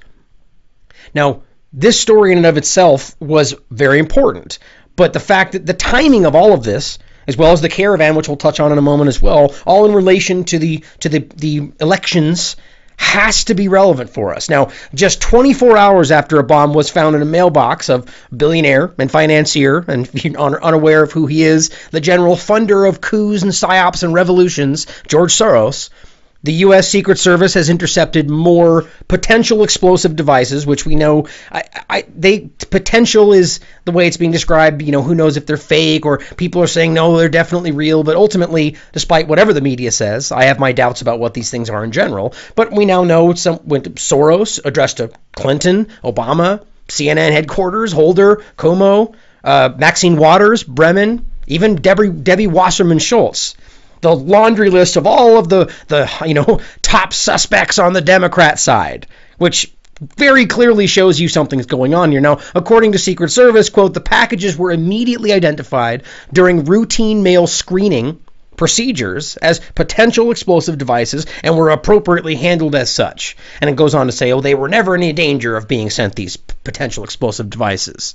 Of course, Mayor Bill de Blasio gets up and says, this is clearly an act of terror, an attempt to undermine our free press, which being sent to CNN, undermining free press, I'll let you play with that one yourself.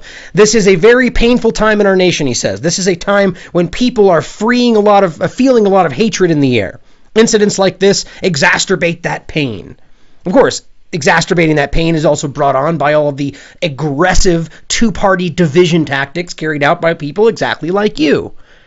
The bomb was delivered to Soros, interestingly, was hand-delivered, they claim, while the bomb that ended up in the CNN's offices was sent via courier service. Now, there's a lot of interesting differences here, like even they're saying ends up in the CNN offices, right? So claiming that it was not sent. I've seen different, even Como himself has said that they had received certain packages. There's a lot of fuzzy details in this that make it seem like some things did reach their destination, but were then stopped, which is relevant in a moment. I'll get back to that. Now, speaking at an event in Florida, Hillary Clinton, of all people, said that while she and her family are fine, thanks to the hardworking Secret Service agent, she's worried about the deep divisions across the U.S. Interesting, of all people, to hear Clinton speak about how bad it is that we're all divided. So you could take a look at what she has to say. But it is a troubling time, isn't it? And it's a time of deep divisions, and we have to do everything we can to bring our country together.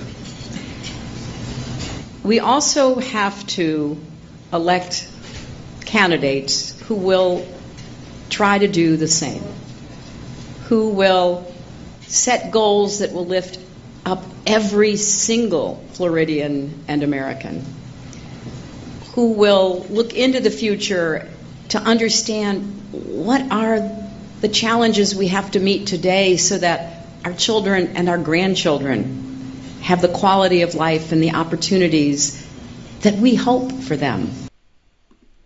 The sheer audacity of someone like Hillary Clinton having the nerve to say in a time of deep divisions, where her entire career since this lost election has been to drive the wedge between the American people. Saying, oh, it's the Russians, oh, it's Donald Trump, oh, it's anybody else. Everybody needs to pick a side. She's been fomenting this the moment that she lost, causing riots. It's just ridiculous to see this. She goes to say, of course, as you heard, we have to do everything we can to pull this country together. We also have to elect candidates who will try to do the same. Of course, basically saying we have to do everything we can as long as they're a Democrat. It's just this forced, aggressive two-party manipulation that you guys really must see past. In that very same light, we have another article coming from Zero Hedge showing the exact same thing, where right away Soros' son blames Trump and the demonization of opponents for bomb packages. So, as the author writes, in what must be one of the most rapidly written, edited, and published op-eds in the New York Times history, Alexander Soros, son of billionaire globalist puppet master George Soros, has penned a blame-scaping piece pointing directly at President Trump's politics of demonizing opponents as responsible for the bombings. And of course, his article is entitled, "The Hate That Is Consuming Us." Again, it's all about the consuming us, the hate that's coming from the Republicans. It's all this very aggressive two-party politics.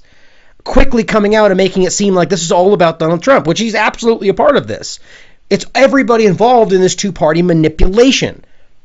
Now, to the meat of the story, when there's a lot of other details we could finagle through and discuss.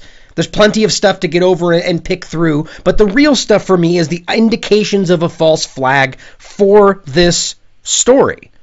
Which even just discussing this today on YouTube could potentially get your video taken down, but I'm hoping we're a little on the smaller end and it won't get as much attention in regard to the censors and the suppression masters out there on YouTube. But there's a lot of information here to make us question whether or not this is some kind of an event that was carried out to create more division, to create more partisan divide for the upcoming elections, just like we'll talk about in a moment about the caravan. It's happening on both sides. This isn't look at those nasty Democrats doing their fake. It's just as possible that these were carried out, planted, created, faked, however you want to look at it, in order to create the people that they want to go out and vote against the Republicans, just like I'm going to talk more about the caravan being the very same thing happening from the other side. And then even further above that, people that are orchestrating both of them like little puppet masters to make sure that all of us dutifully rush in and vote because it's more important this year than it's ever been. How many times have we heard that? They want this stuff to make you feel like this is the end-all, be-all, most important thing we can do because look at the divide happening. Look at them faking bombs. Look at them creating caravans. We have to do something about this. And it goes both ways. Now, first, I want to point this out, something that Lift the Veil, who I believe is live right now, actually talked about earlier today, which he tweeted this out. I found this to be very, very interesting. That they even have to say this. This tweet says, Mayor Bill de Blasio says, quote, "This is not a hoax. This is the real thing. The bomb that was removed, as he pictured, was a serious bomb." Of course, he's replying to people claiming this is a hoax, which is a justifiable thing to claim based on all the times we have been lied to, that they have made hoaxes, that they have created false flags. But that's censor time right there. That's what they don't want you talking about. God forbid we discuss the fact that the United States has an aggressive reputation for faking things like this. Or even talk about the concept of the Smith Modernization Act in the National Defense Authorization Act. The reality of what that means, as we've talked about many times. That the government, in their eyes, based on the Smith Modernization Act, has the legal right to fake things just like this, as long as they say it's for national security. That's what that literally means. Nobody talks about that. You'll never hear that on the mainstream media because they are that medium. They do that. They fake these stories for national security in order to manipulate your perception, to drive you to participate in their false two-party dichotomy, forcing you to consent to the disgusting situation that we're in. Left, right, same thing. Of course, interestingly, humorously enough, I have to point this out. You scroll down and the first meme on there is, "We all send each other bomb, then blame Orange Man," which is just, it's very funny. And the thing I love about the NPC meme, or any meme for that matter, is its ability to strike down at the pompous, righteous indignation they have about even, like, it makes these stories as dumb as they really should be. Cuts right to it. Now, of course, as I've recently pointed out many times, this meme goes both ways. It applies to people on the left and people on the right, who mindlessly regurgitate the talking points they're told. It's not just a left thing, but clearly the left has been preordained to play the bad guy in this year's role of the political theater that we get to see, and likely in 2020. It goes back and forth as it has throughout the years.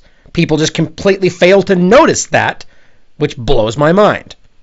But I can't help but laugh at how humorous that meme really is, and it is definitely funny. But going on to some of the points, we have images coming out showing us that and this is interesting because this was circulating well before the media ever apparently got the authority to put it out. But many people, including Brian Richmond, have pointed out that yes, there is an ISIS flag taped to this little rickety bomb, which is very ridiculous when you realize of course, if somebody was trying to carry this out to fake a bombing, to drive people to the Democrat side, or whatever way you want to look at this, why does the ISIS flag play into this? Maybe to a diversion? Just another point to point out that's very suspect. The entire point of this. It's all just to lump all of these fear tactics in together, and it's definitely weird. Now, one point that Nathan also pointed out earlier today, which I found very relevant, especially because of the stories going around about them being delivered, as even their own words have said on these news networks, which they've already been wrong numerous times, as Brian Richmond also pointed out earlier today, that the Associated Press already released a statement saying, oh, we were incorrect in our reporting, that it didn't actually go to the Clinton home, it was stopped before it got there, and maybe this is exactly why they changed that point. As Nathan pointed out, alleged package sent to CNN, notice no postmark. I also noticed that, and I thought that was very relevant, because at the moment this was being discussed, they made it sound like it went to their homes. In some cases, they've already talked about it going to the offices, and now they're saying, oh, well, to rehash that story, no, it was stopped before it ever got there, because we did our job, and it was all good and done. But that wasn't what they said first. Now, they could be wrong. However, even getting to certain places from wherever they mailed it from, I would understand it would have some kind of a postmark, even if they stopped it before it got sent out. Interesting point. Again, I'm not claiming I have any hardcore evidence to support that this is a false flag or this is a manipulation, but you want my honest gut feeling? I definitely think something is going on here. I think we are being manipulated. As we can see them all huddled around the bomb squad van, and everyone huddled in to talk about all the same points and to pressure all the fear tactics. And of course, as he says again, this is not a hoax. This is a very real, serious thing we have going on here. Just the fact that they have to even do that is very relevant to me. We have discussions of white powder being just all over the place. It's as if they decided to lump in every weird false flag psyop story they've had over the years and just kind of sell it all at one. This is an ISIS bomb, white powder, anthrax, just shove it all in there, which is just very, very suspect. The whole story screams of some kind of an orchestrated event. No one was harmed. Again, it doesn't mean that it was. It could very well just be a deranged person, also pushed to the lengths of his wits by the two-party paradigm and the aggressive fear-mongering media to carry out something like this because he's been convinced that this is the most important thing of all time. It plays both ways, but either way, it seems to me that there's enough here to make us question, at the very least, that they're trying to manipulate us.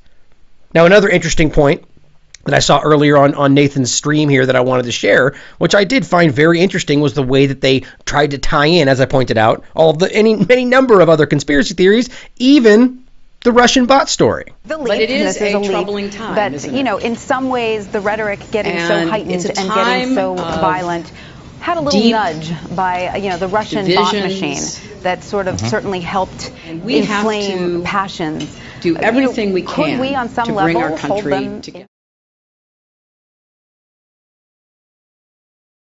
Excuse me, I think I had the other video playing there. Let me play this one more time for you. This is an important thing to recognize and really listen to what she's saying here, because it's out of nowhere.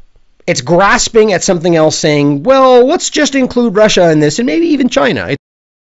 There is now a clear and present danger of an imminent and great big famine in Gulf.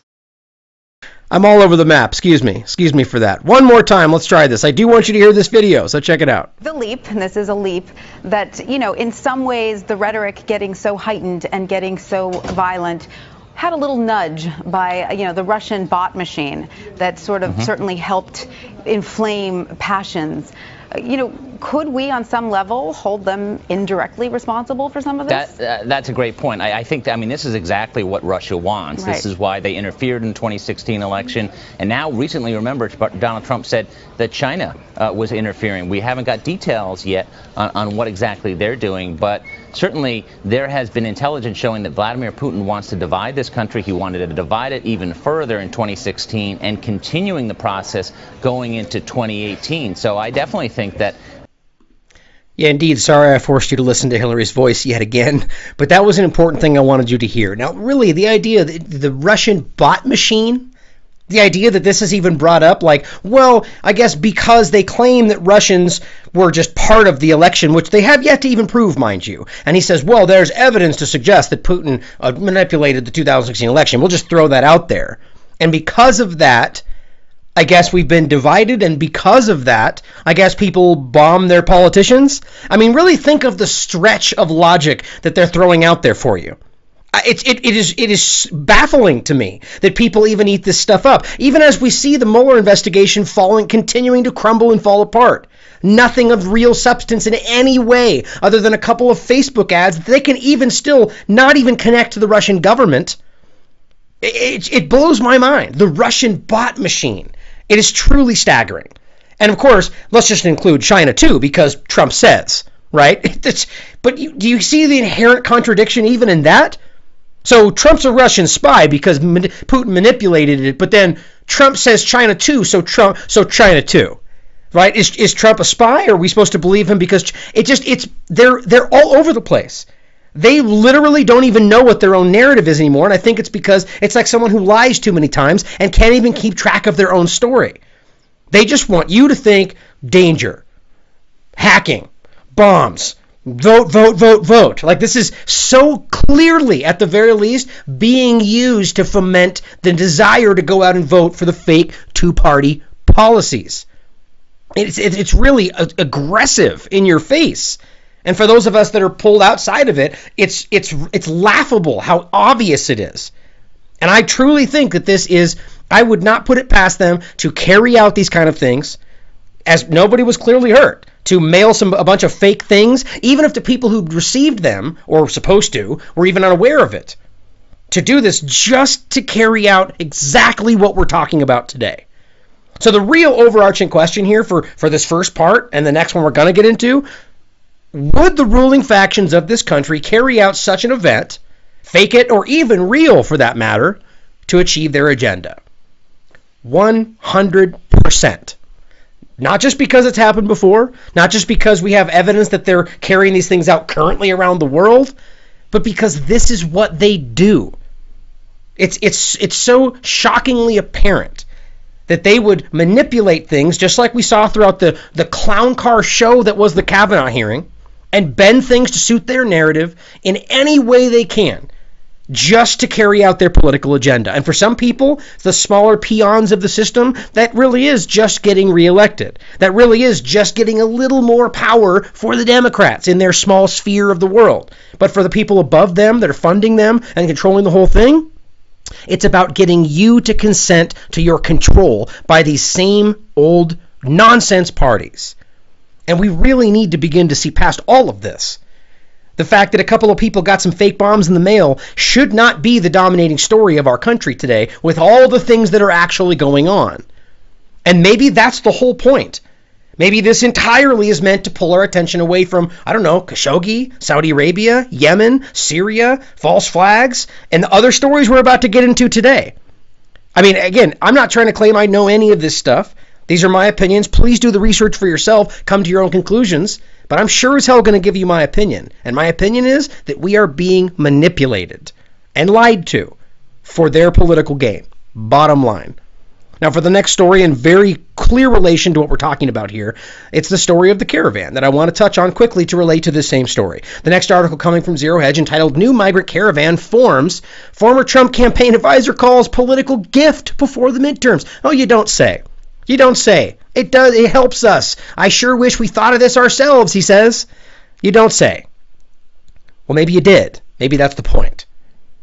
Either way, the clear point he's making is this helps the Republicans.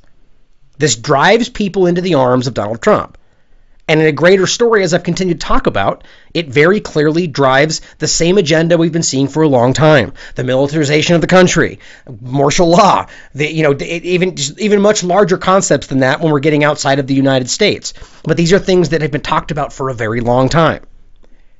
Now, if we want to get into the larger story here about manipulation, I absolutely think that something's going on here. I think it's like many people pointed out, something like this caravan this doesn't just happen organically, not in this size.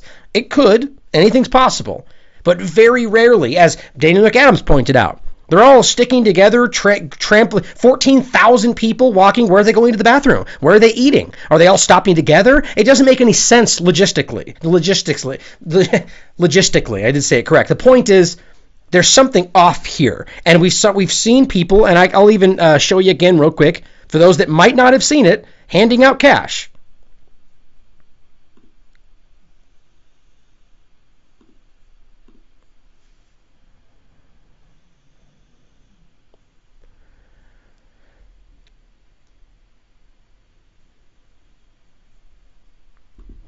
And it goes on for a moment. They continue to hand out cash to people. Take that for what you will. There's something going on there.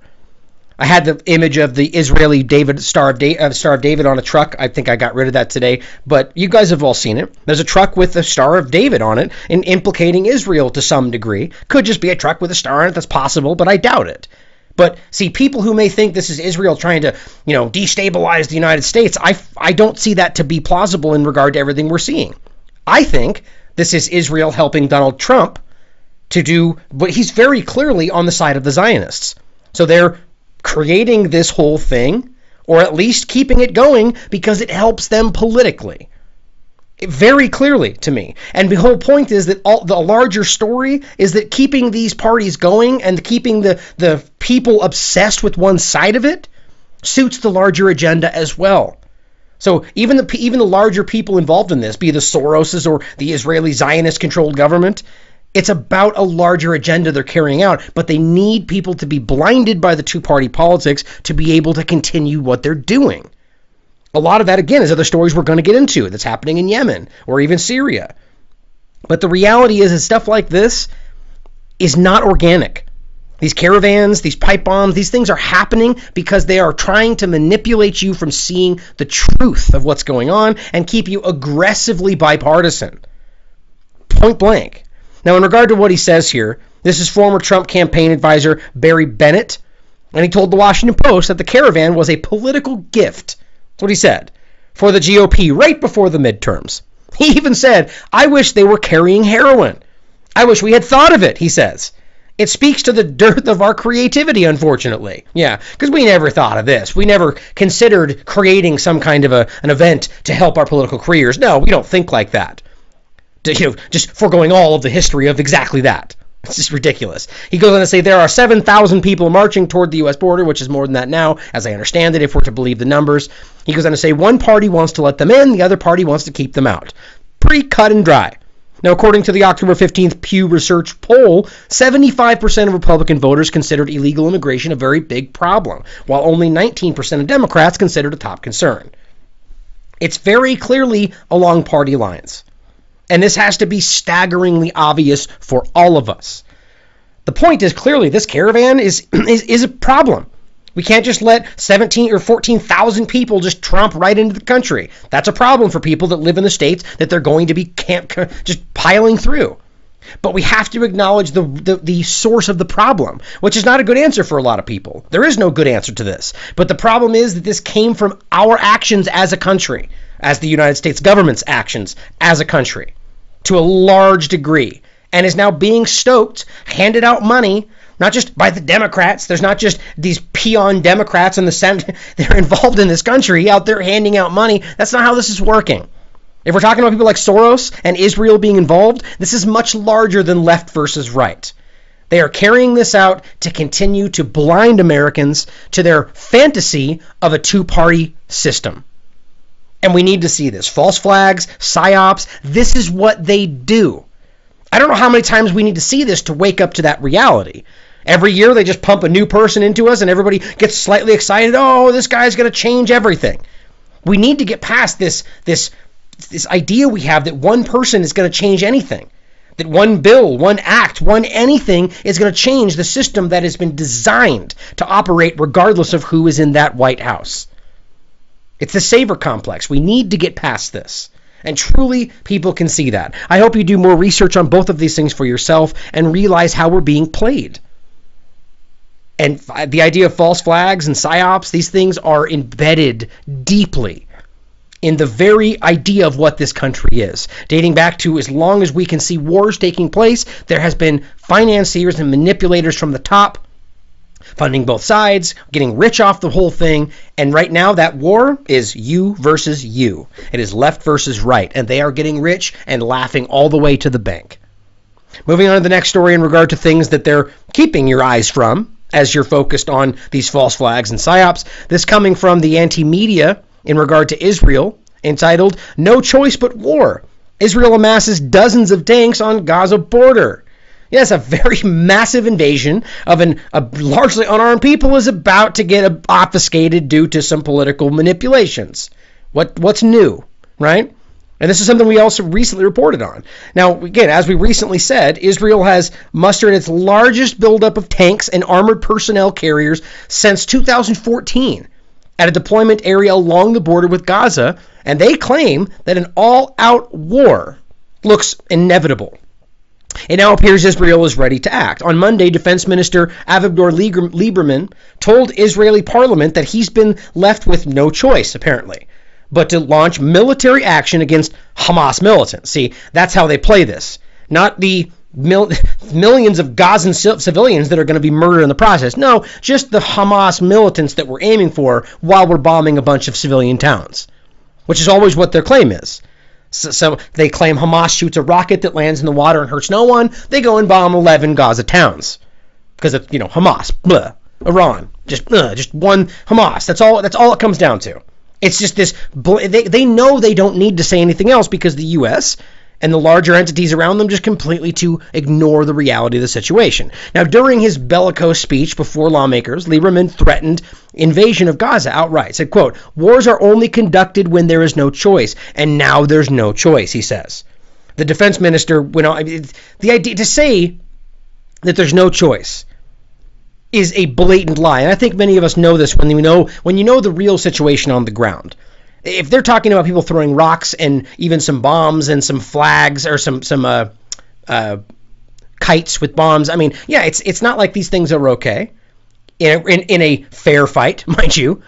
But when we're talking about an occupied country who is being raped and pillaged and murdered and deprived of health care and deprived of fresh water, these people are acting out for their livelihood, for their children. Again, not to say that even kites and bombs are something they should be doing. But quite frankly, I'm on their side in regard to what's right and what's wrong. But even if this was a fair fight, this is not what we're talking about. Is people throwing rocks and kites versus targeted bombings of civilians. It's staggering. Now, he indicated that anything less than the toughest response to Hamas, of course, is not being considered, as Tel Aviv has exhausted their other options, which I'm not even sure what he's referring to. Of course, here's the important part. He said of protests which Israeli forces have somewhat routinely fired upon, which we know, thousands of people that have died, as Palestinians approach the fence and a security no-go zone, he said there is no popular uprising. Bottom line, there is violence organized by Hamas. That's it. 15,000 people don't just come by foot to the border at their own will. They come by bus and are paid. Very interesting thing to say from Israel while we're watching a caravan full of people walk up to the United States. And Israel's currently saying that kind of thing just doesn't happen. People get paid, and by bus, you don't say we're seeing a bus with an Israeli stamp on it, bringing people to the United States. How interesting is that?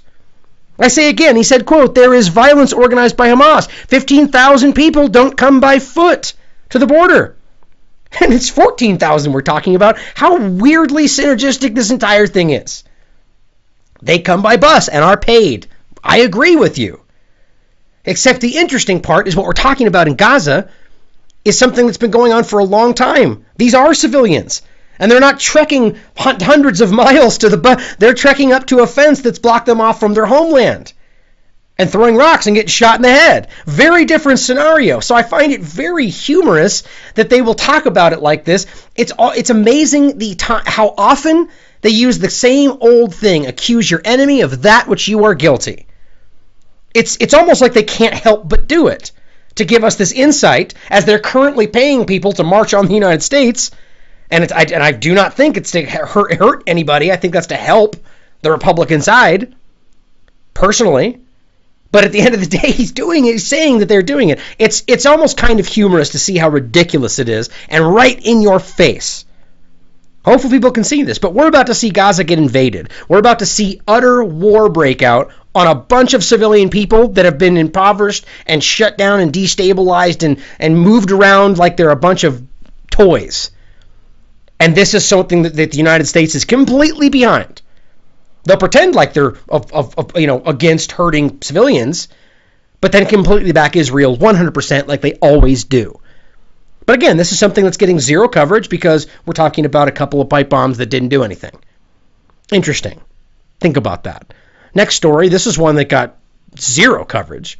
I've actually seen absolutely nobody talk about this, and I was happy to see Ben Swan do a video. And this is a disgusting story of exactly the kind of people that our government, the U.S. oligarchy who has stolen this from us, this country, are supporting. Just like the Saudis, just like Israel, they're supporting the worst of the worst in other countries. This entitled, Who Keeps Child, it says, Stop Funding an Afghan Security Forces Who Keep Child Sex Slaves. This is a disgusting story, and we're always talking about this kind of thing. And if they really cared about people, this is not how this story would go. So an amendment was proposed by Rand Paul to stop providing billions of dollars to Afghan security forces if those forces are sexually abusing young boys. Seems pretty reasonable. Who in their right mind could say, no, I disagree with that? Yet, it in fact was recently blocked in the U.S. Senate. Ask yourself why you didn't hear anything about that. Pretty shocking. So he asked the question, who would continue to provide billions of dollars to security forces when it has been proven that those forces keep young boys as sex slaves? Well, it turns out the chief defenders of that, Senator Booker, Senator Mendez. Interestingly enough, Cory Booker, the very person who we just talked about, who was vigorously defending, do we believe, we fight Kavanaugh and believe her claims, and then gets a sexual allegation against him about basically trying to rape some man in a bathroom. And now we see this story coming out, and he's against asking for verification that these people they're funding with your tax dollars, just make sure they don't rape children. But nah, we don't want that. They both fight this story. Now, it's actually been proven, as Ben Swan points out, that these very Afghan security forces that we're talking about, funded with $4.92 billion of your tax dollars in 2019, that these very people we're talking about it's been proven that they keep young boys as sex slaves. That's fact. And they call them dancing boys or pretty boys. This is a factual story, been reported on many times. And in fact, U.S. soldiers who speak out about this, and demonstrably so, as you see in his video if you choose to watch it, were actually stripped of their command for reporting on it. And saying, somebody do something, these men are raping young boys, well, you're fired. Get out of here. You lose your command. Something is going on there. Now, one man was actually relieved of duty for attacking an Afghan commander after he openly admitted that he was keeping a young boy chained to his bed. This man lost his job. Think about this. In fact, Ben points out there are Reddit threads dedicated to U.S. soldiers speaking about this specific topic, about how prevalent it is. that these Afghan leaders are raping children, the very Afghan leaders that are supported by the U.S. government. It's unbelievable the things that are going on in our name around the world with your tax dollars. Of course, the Pentagon insists that this is just a part of Afghan culture, right? And the point is they're trying to obfuscate the idea of sleeping with other men with raping young children. Because I don't care what culture you're in, it is not okay to abuse somebody who cannot defend themselves. I don't think anybody could disagree with that. But this is the Pentagon trying to manipulate the story. No, we using this new tolerant LGBTQ concept, like we have to just accept their culture, as they're chaining children to their beds and raping them. That's called pedophilia.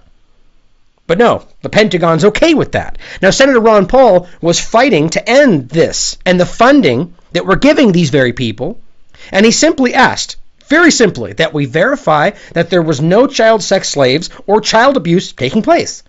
Simple. It seems pretty easy. And his fellow Congress members, Booker in particular, said it was unachievable. So let's just keep funding these rapists. True. End of story. This is what we're talking about. Think about what the ability of these people to ignore something like that because it suits their political agenda, because they're being paid. They're pocketing money from the very people who are profiting overseas due to the Afghan war. Whether we're talking about arms trade, whether we're talking about opium, whether we're talking about minerals being mined from the mountains of Afghanistan, there's 100 different things going on there that these people are being paid to keep quiet about.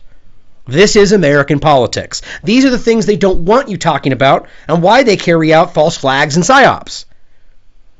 Now, of course, I mean, I really can't fathom the kind of people that would be okay with this, right?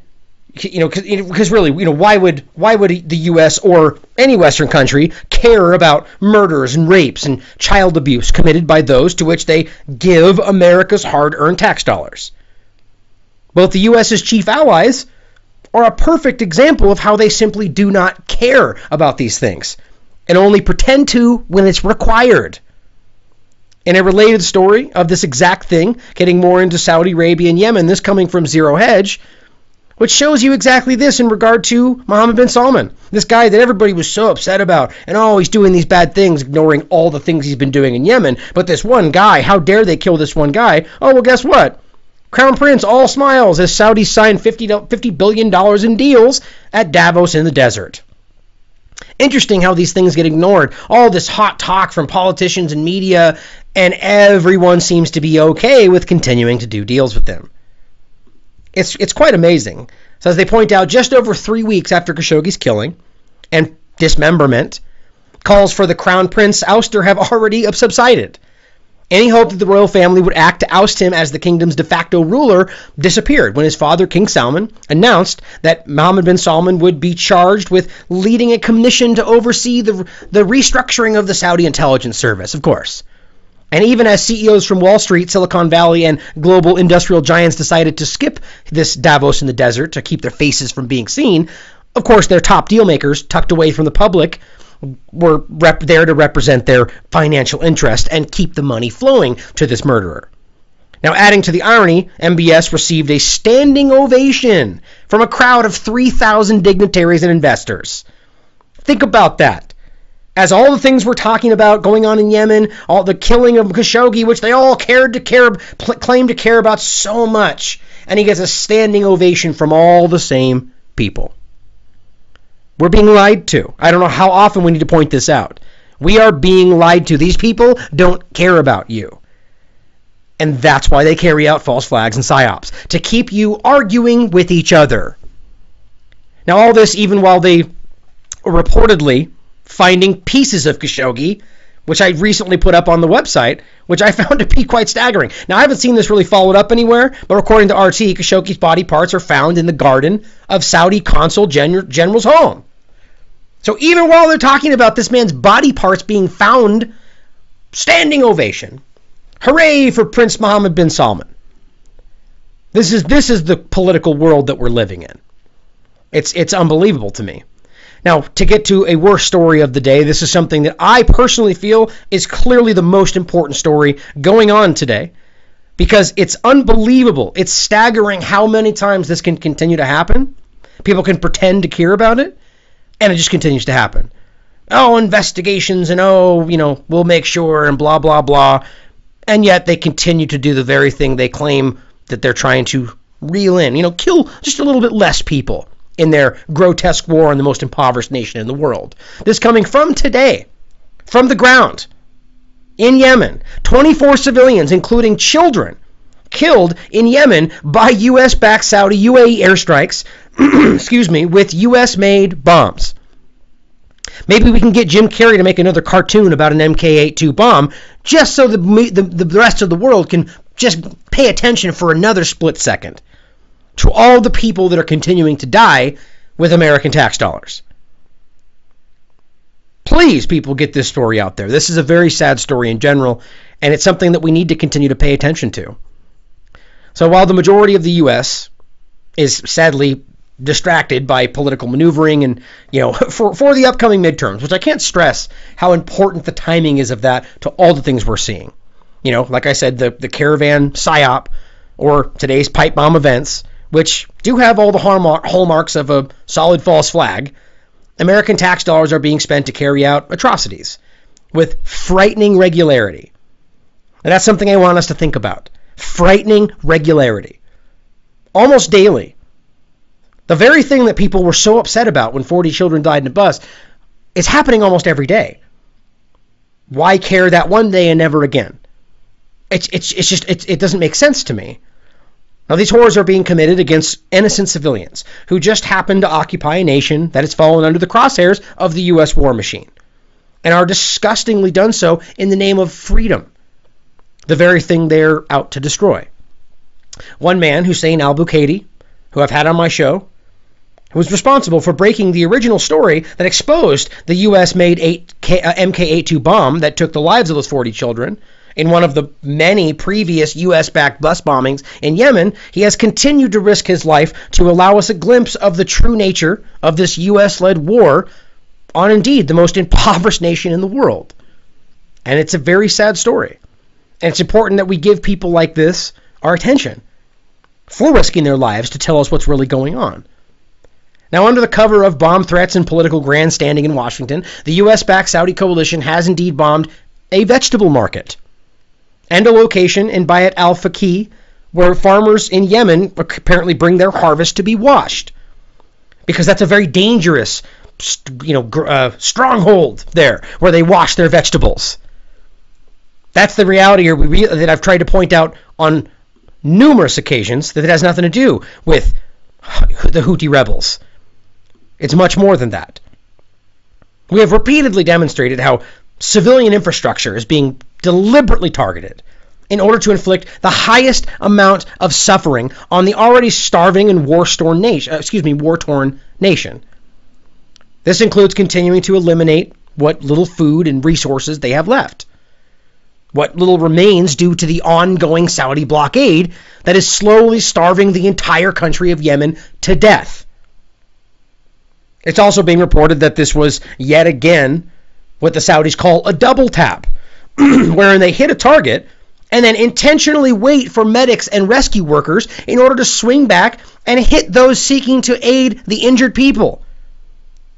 Civilians, mind you, regardless of the claims of civilians before, a double tap inherently means that they're targeting civilians, which we've pointed out numerous times, that Mohammed bin Salman himself, the murderer-in-chief himself, has actively said he's going to continue to target children.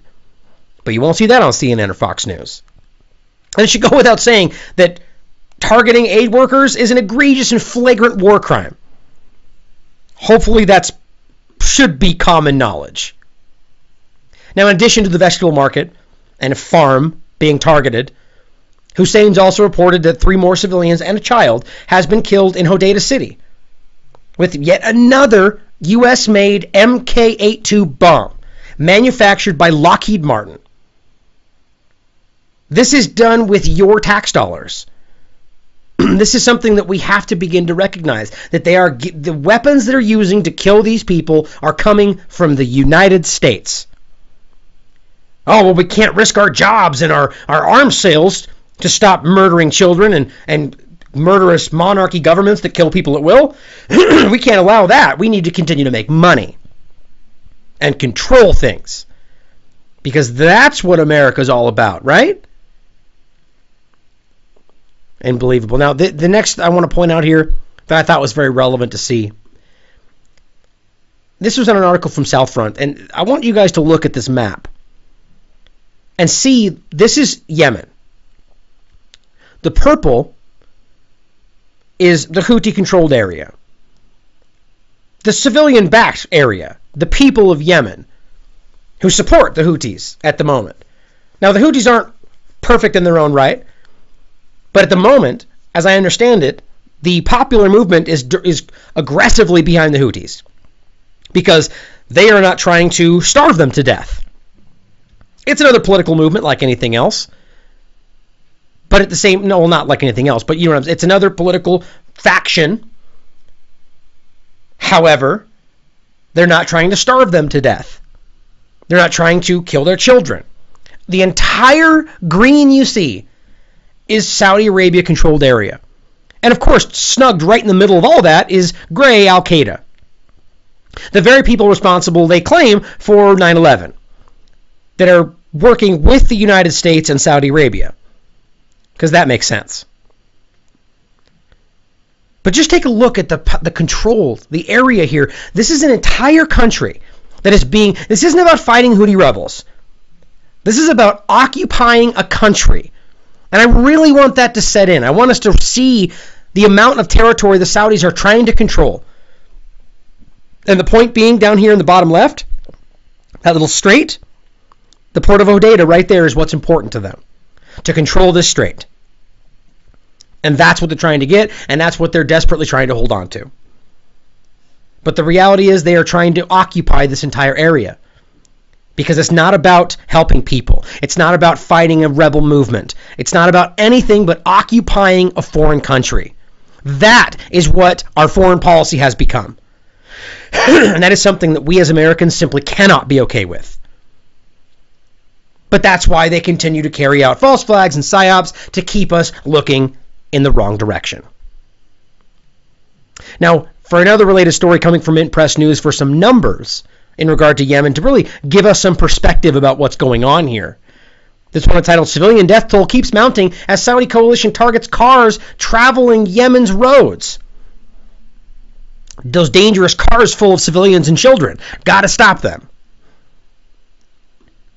Now, this is one, the story they're generally reporting on is something that we've already touched on, that Hussein actually sent me a few days ago, that we reported on. But the numbers they talk about in this article are I don't even have words to express how upsetting it is to see the kind of thing that your tax dollars are going to support. Now, the Legal Center for Rights and Development in Yemen, a non-governmental organization monitoring human rights violations immediately after their occurrence, told Mint Press that the ongoing Saudi-led military campaign against Yemen has resulted in the death of 15,185 civilians, including 3,527 children and 2,277 women. Now, I've seen numbers much larger than this. That it claim people, some groups claim over 60,000 civilians have been killed. But the point that I want to take away is, even if this is on the moderate edge, we're talking about 3,527 children. For what? People are so upset about a bus full of 40 kids being bombed. Why are we not outraged about 3,000 children being killed? Innocent civilian children. Now, a total of 23,822 civilians, among them 3,526 children and 2,587 women, have sustained injuries and are currently suffering from a shortage of medical supplies and treatment resulting from the crippling Saudi land, air, and sea blockade, not allowing them to get any kind of health care, any kind of nourishment, any kind of anything that will allow them to have a semblance of a free life. And we're not talking about Houthi rebels here, understand. These are people. This is the absurd contradiction of our U.S. policy, as they stand there with a straight face and tell you this is about fighting rebels, as they starve children to death. There's no way to misunderstand what we're talking about here. The center further noted that the Saudi-led coalition has caused the deaths of nearly 2,200 Yemenis from cholera alone. The center noted that coalition airstrikes have resulted in the destruction of 15 airports, 14 ports, and damaged 2,559 roads and bridges, in addition to 781 water storage facilities, 191 power stations, and 426 telecommunication towers. Just think about that in relation to the United States. Think about it in relation to your hometown. This is destroying their entire life, their country, everything about them. But of course, there's no innocent people there, like they say about Gaza, right? There's no innocent people there. That's just all terrorists. Houthis and Hamas and Iran, bad people, right? It's as simple as that. Iran bad, U.S. good. That's what it comes down to.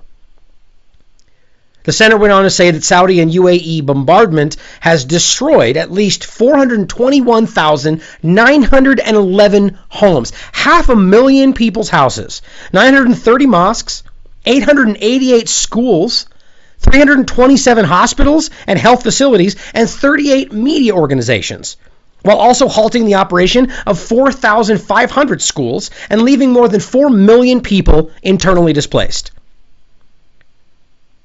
That just really let that information sink in for those that think this is not important.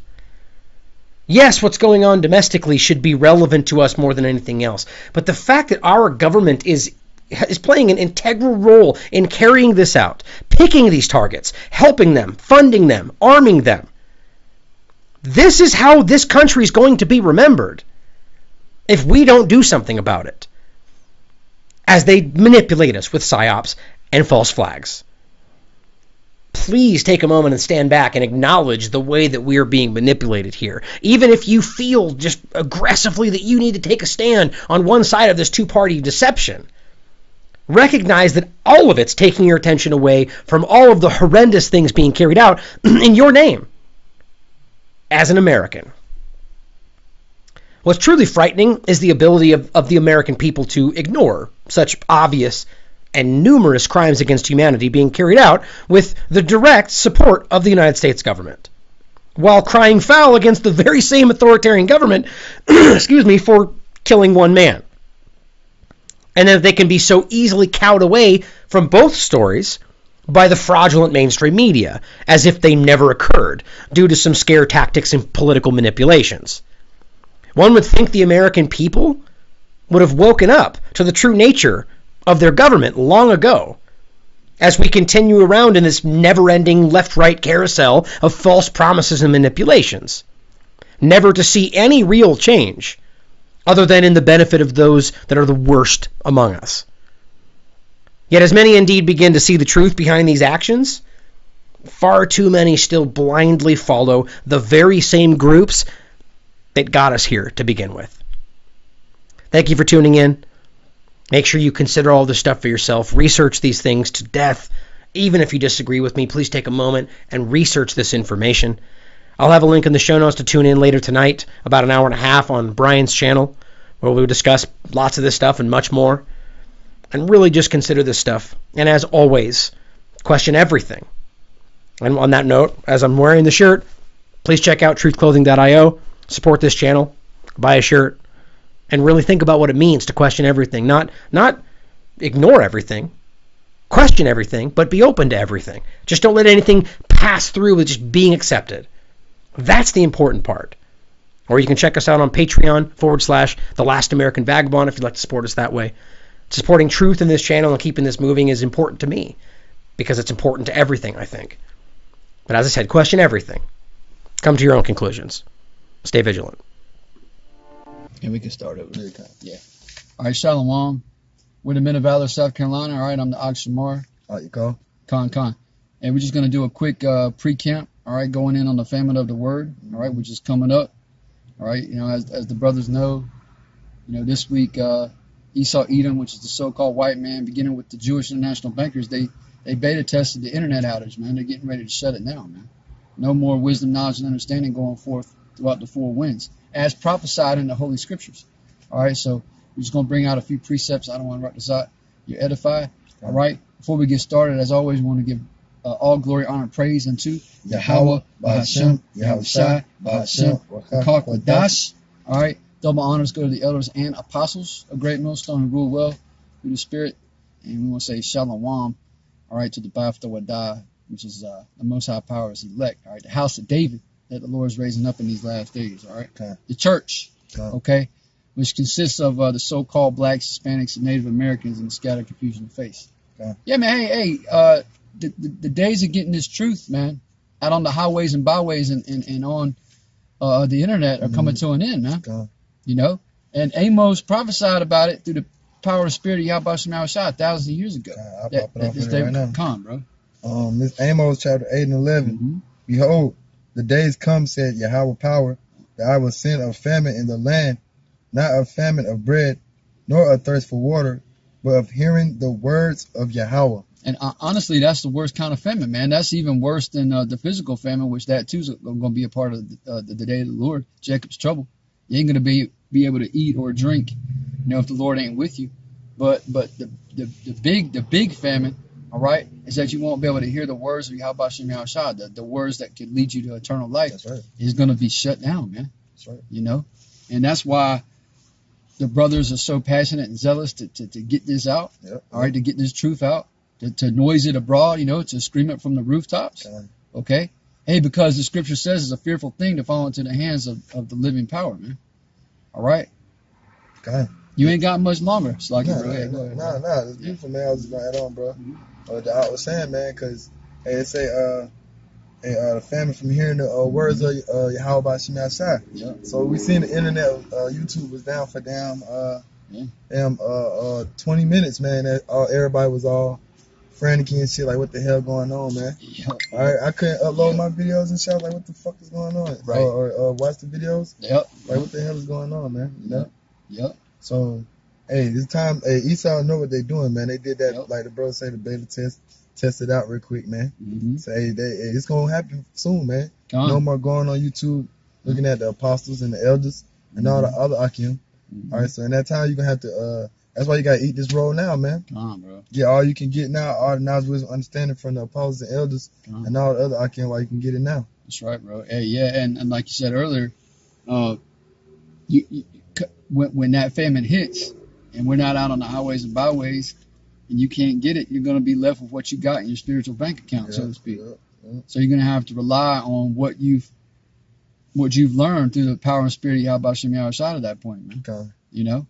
Hey, that's why Yahweh said to seek ye first the kingdom of the Most High. And all these other bullshit things, like material things, which we need, obviously, those are going to be given to you, man. The first thing we got to be seeking for is the kingdom, man. Which right now is the scriptures, man. Right? I'm going to read verse 2, Amos 8 and 12.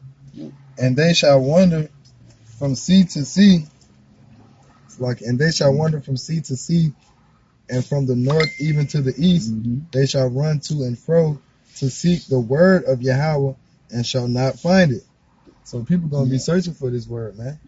Trying to find it. Trying to find the breakdowns and all that. Yeah. And they ain't going to be able to find it, man. You know? And you better get Geno Jennings breakdowns, all right, and you know Pastor Pork Chop's breakdowns. You'll be able to get all the Christianity, you know. But Christianity, you know, is the way of the heathen, man. That's right. And you'll be able to get all these other ideologies. But as far as the truth, as contained in these scriptures, no, man. And the Lord's fully justified. He giving you plenty of time. You goddamn sottish children, man. And you nonchalantly walk by the camps. You nonchalantly, you know, scroll through. What they do, they pass right by a chance of salvation. Like it's a light. They count it as a light thing. You Jakes hold on to stupidity and vanity, man, and deceit. The hopeful elect, we're holding on to this wisdom, knowledge, and understanding. We're holding fast to it. Y'all are holding on to deceit, man. That's right, bro. That's right, bro. Verse 13.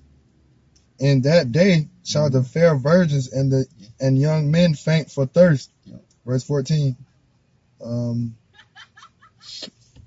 They that swear by the sin. Well, no, that was it. Basically. Yeah. Hey, yeah, you young men and women out here, man, of Yasharallah, y'all gonna be fainting, man, because you won't have access to the living water. That's right, bro.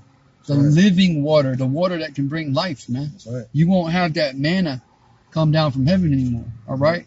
That leads to everlasting life, man. This ain't no joke, man. You think the elders and apostles, you think elder apostles Tahar and elder apostles Gabar and so on and so forth, spent 35 years of their life, Yeah. you know, for no reason, man. You think you think what they went through, what the men of the Lord go through to get this out, you know, is a game, man. Okay. You're gonna find out because it's gonna be scary and purge scenario going down in America, man. Yep. You know? And like the brother was saying, we were saying earlier, man, you're gonna have to use what you got. Yeah. All right, the knowledge, wisdom, understanding you do got, that correct doctrine. All right, the hope for elected men, women, and children. We're gonna have to use the what we got to get through these times, man. Con, Okay? you have to access your spiritual bank account, man. Okay. Oh, I got it right here. It's Isaiah 33:6. And wisdom and knowledge shall be the stability of thy times, and strength of salvation. The fear of Yahweh is his treasure. Yep. Hey, yeah, man. Hey, what's going to keep you stable out here on these streets when society collapses, man? You got migrant caravans making their way up from Central and South America right now. Donald Trump threatening to secure the borders with the military, man. That's martial law, you stupid asses. What's going to keep you stable and focused and sober during these times, man? The scriptures. That's right. The Holy Spirit, the Rakak Wadash. Yahweh, why Yahweh Shai. You know, you might be separated from your brethren, man. Okay, it might just it could just be you and the Lord, man. Yeah. You might not even you might have to run away and not even be able to grab your sword. Yep. Might not even have the scriptures on you. Yep. That's right. That's right. Might not even have the damn Bible. That's right. That's right. Well, wait, you're gonna have to use that knowledge, wisdom, understanding you got. Yep. Hey, read it again, man, because that time is coming, man. It ain't gonna be no more. The word ain't gonna be so what's the word? Accessible. Man. Yeah. You know, beautiful. It's not gonna be accessible like it is, man. That's right. And Isaiah 33:6. And wisdom and knowledge shall be the stability of thy times, and strength of salvation. The fear of Yahweh is his treasure. You know? Yeah. So you're gonna have to use this knowledge, wisdom, understanding that you got to get you through the family of the word. Gone. All right. Yeah, man. Hey, and the prophecies, you know, once this goes down, once the famine hits, you're gonna see rapid fire succession with these other prophecies coming to pass, man. It's gonna be one after the other, man. You know, you're gonna have World War III. You know, you're gonna have the martial law order. You're gonna have the RFID microchip order. Okay. We're at the end, man. Hey, I know a lot of brothers. Hey, man, we're tired of preparing. I mean, let's just be blunt about it, man. We're tired of coming out here every week, you know, listening to you assholes mock the Lord, scoff at the word, you know, take it as a light thing, putting up with Esau, Edom, the devil himself. We're tired of it. We're going to be glad when we don't have to do this every week, honestly.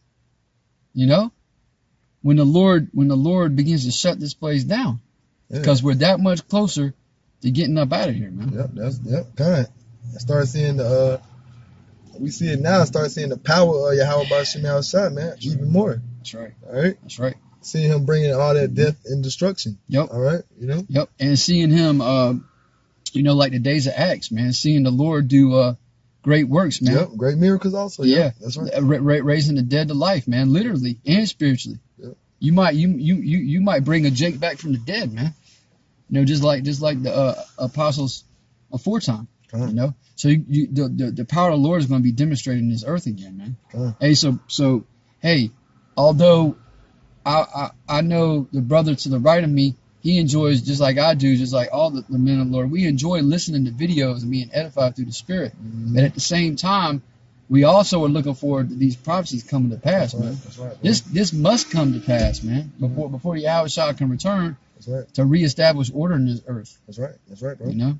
Yeah, so for you so-called Negroes, Latinos, and Native Americans, man, all right, before this famine hit, you got the doors of repentance are closing. You got to wake up, come out that slumber, man. Gone. All right? Gone. And get this knowledge, wisdom, understanding. Okay. But only the elect is going to get it, man, because it's Yahweh B'Shem Yahushua got the elects already predestinated, man. Who's going to get this or not? I'm just gonna say, yeah, man. Hey, Isaiah 55. Oh, kind of one of your favorites. One of our favorites. Hey, this scripture comes out a lot, man.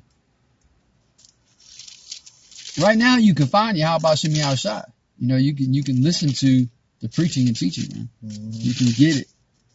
You know, you can sit down at the buffet table and feast. You know, like the brother said earlier, and eat this roll. All right. Isaiah 55, start at the top. Ho, everyone that thirsted, come ye to the waters, and he that had no money, come ye buy and eat. Yea, come buy wine and milk without money and without price. Yeah, come get this, man.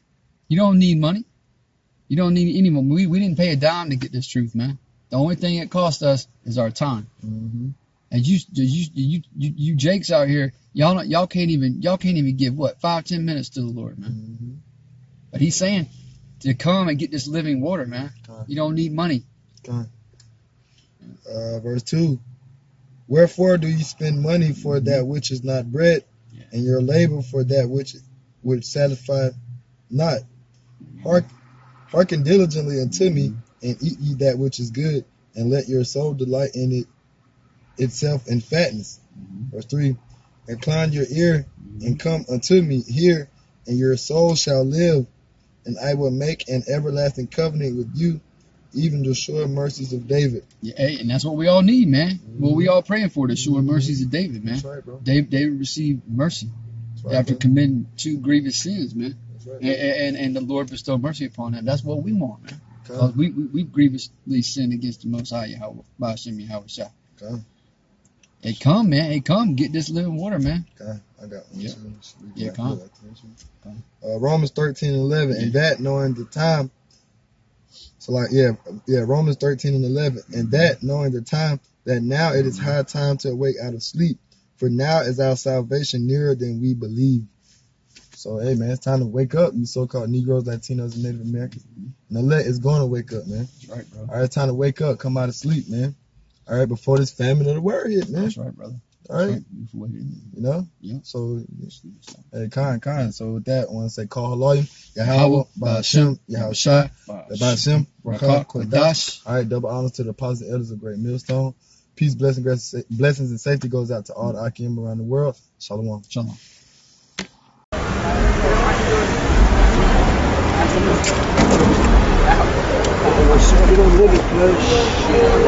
Shalom.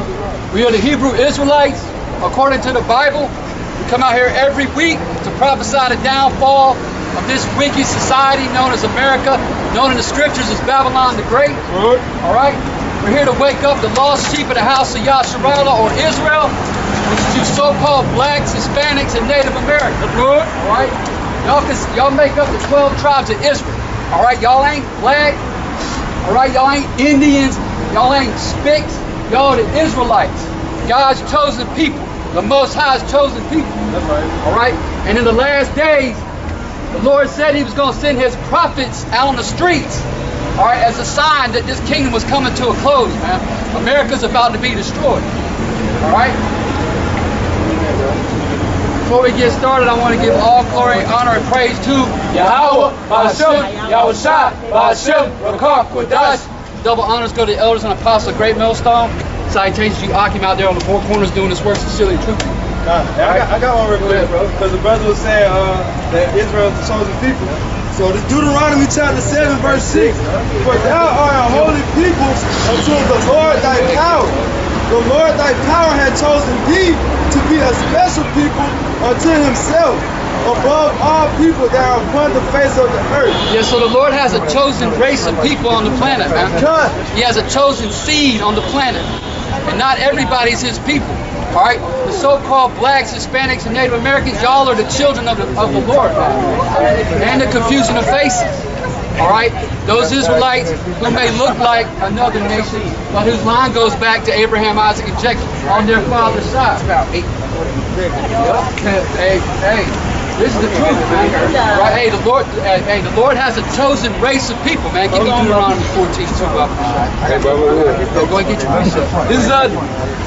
This is Deuteronomy chapter 32 verse 8. When the Most High divided to the nations their inheritance, when He separated the sons of Adam, He set the bounds of the people according to the number of the children of Israel.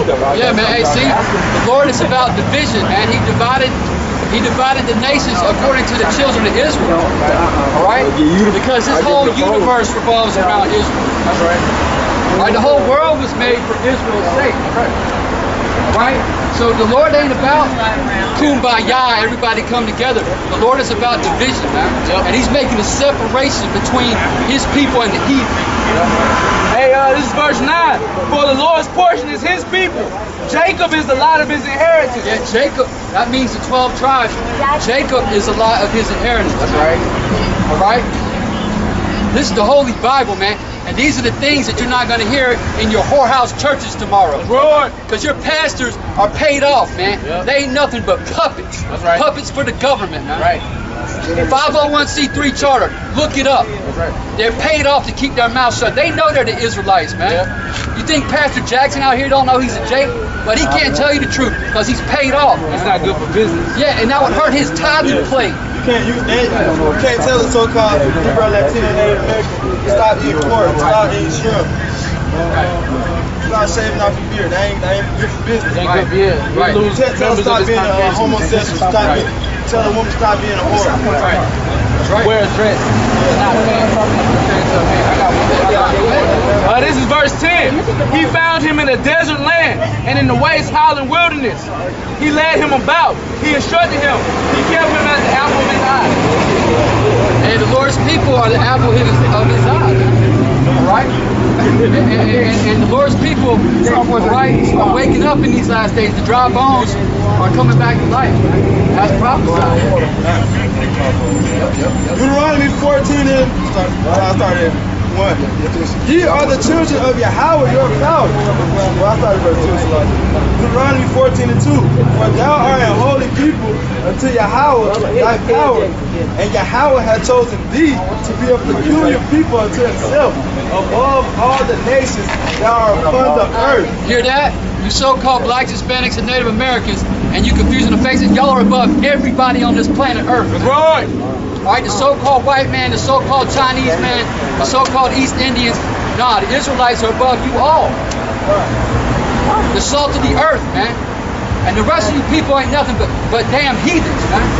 Hey, look at the majority of sports. Look at soccer, football, basketball, baseball. Hey, the majority of it consists of Jakes, man. Blacks, Latinos, Native Americans. Baseball, the Hispanics, the blacks. Basketball, the blacks. NFL, the blacks. There's like 2 white running backs, maybe. Right. And they're confused. And they might be, they're probably Jake. If you see a white running back, there is no white cornerbacks. Right. After Jason Sehorn. Jason Sehorn was an Israelite, bro. That's it. He's a Jake, man. And we ain't with no black identity either, man. We're in the Black Lives Matter movement. Obviously, you can look at us and tell we're not that. We're about the Holy Bible. All right? We're about the Holy Bible and waking the elect, the lost sheep, up to their nationality and who their power is in the earth. He don't give a damn about the rest of you heathens, by the way. God don't love everybody.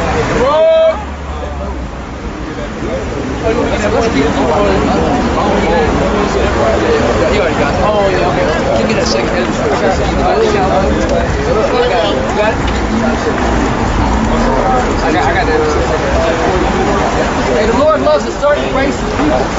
But like what we've been taught, what we've been conditioned to believe is that God loves everybody and He cares for. No, that's not true. There's nowhere in the Bible that says God loves everybody. Not one scripture says that. Not one. Hey,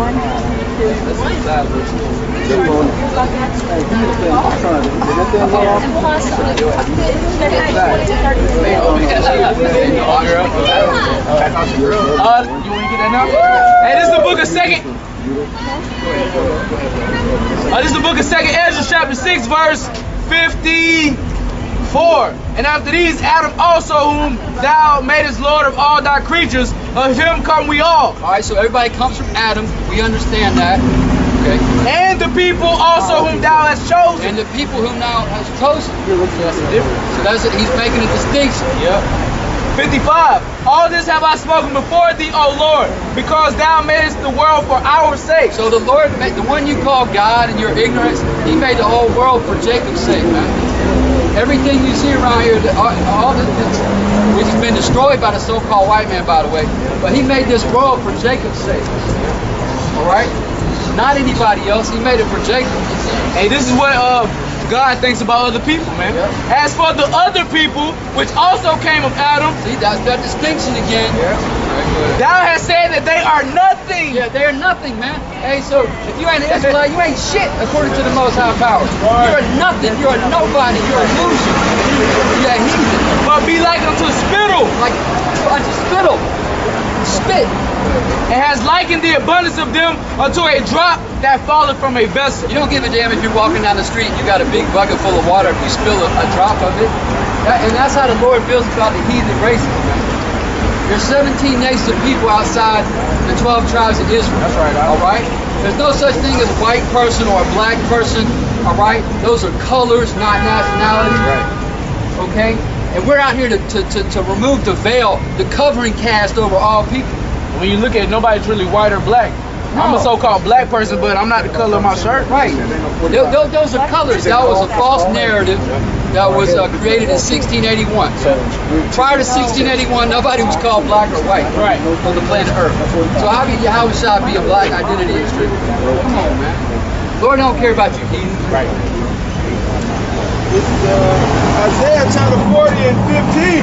Behold, the nations are as a drop of a bucket, and are counted as the small dust of the valley. Behold, he's taking up the house as the birds of the sea. Yeah, the small dust. You ever run your finger across it like a dusty piece of furniture and you just blow it right off? Verse 17. All nations before him are as nothing. All nations before the one you call God are what? Are as nothing. They're nothing. And they are counted to him less than nothing and vanity. Oh wait, he took it a step further. You nations are less than nothing and vanity. What's less than nothing? All right. And yeah, what's less than nothing? That's the Most High Power's cold-blooded nature right there. You're less than nothing. Y'all weren't given the law, statutes, and commandments of the Bible. Y'all weren't given an inheritance. Y'all got y'all's fake gods and y'all's false idols. And you all had a time to rule the earth. That's right. And that's it. And y'all also had us blacks, Native Americans under subjection for a while, man. More overly in the Americas, man. Yeah. Chattel slavery. You know what I'm saying? Yep. And not to mention just chattel slavery, y'all had us in subjection to Egypt, the Babylonian Empire, Medo-Persian Empire, the Greek Empire, the Roman Empire, and now we're in the revived Roman Empire, man. And even empires that are even named, so the so-called Asians had us under subjection, the Arabs, all that, man. We've been in slavery, man. Yeah, because the scripture says in Psalm 83 that all the nations are complicit for Jacob's captivity, man. That's right. That's why all you nations get ready to pay, man. Okay, right there. But yeah, this.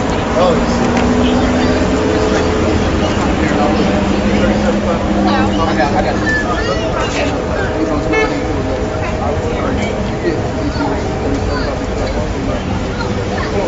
Yeah, man. Hey, in the last days, the Lord said he was going to raise up his people out of their sleep state.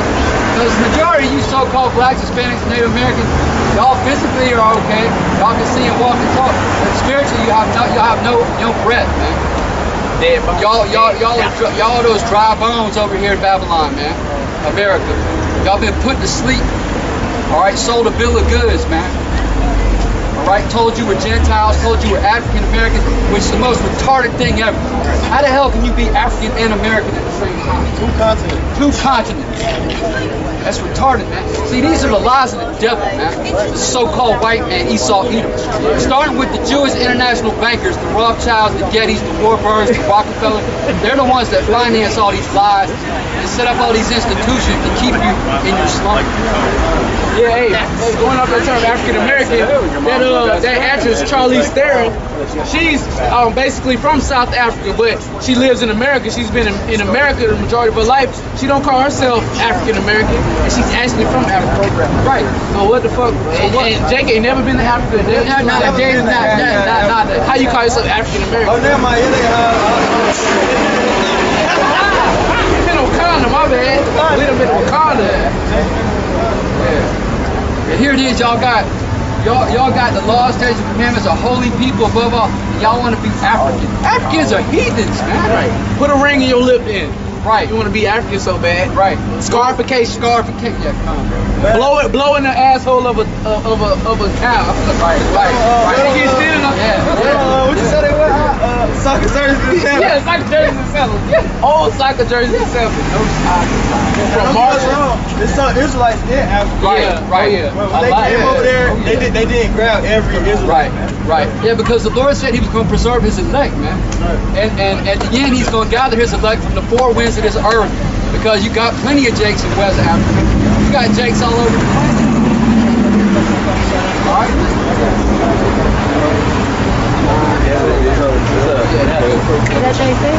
Hey, this is the book of Ezekiel, chapter 37, verse 5. Nice to meet you. Thus saith the Lord Yahweh unto these bones, behold, I will cause breath to enter into you, and ye shall live. What's the breath? The breath is you hearing these words, man. That's right. Because this is the breath. When we speak these words, we're speaking breath to you, man. We're giving you the words of life.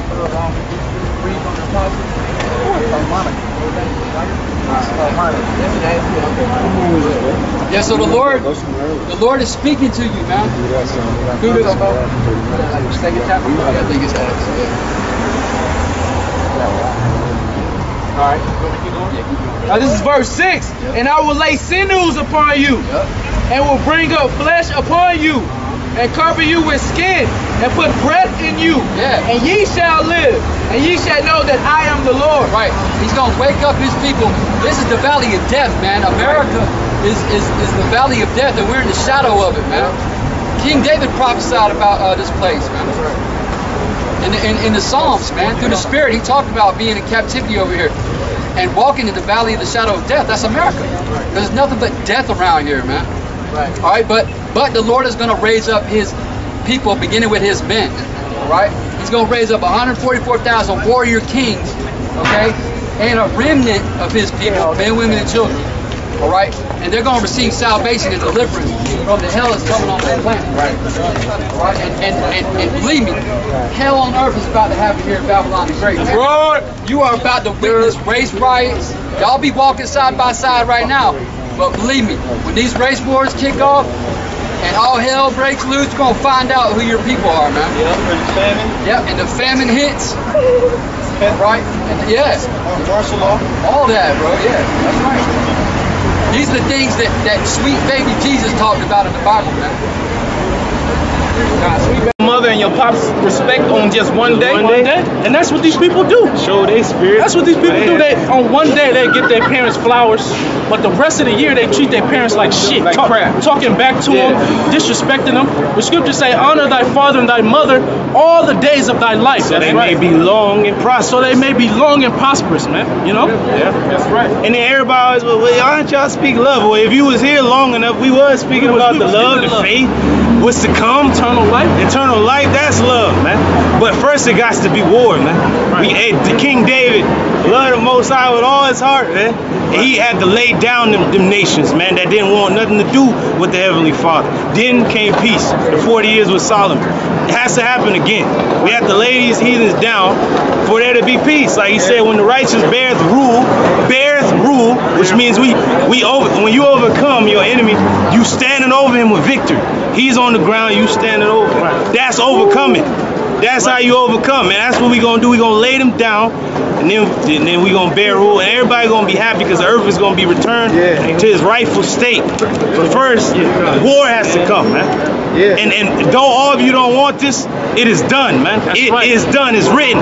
War is coming, man. That's right. But it is the righteous war. Ain't a war over lands or substance, because that's what niggas kill each other over for some money. But no, we gonna war so that there may be peace, man. We fighting the evil. We're the good. So we gotta hate the evil and eradicate it, and then there's peace.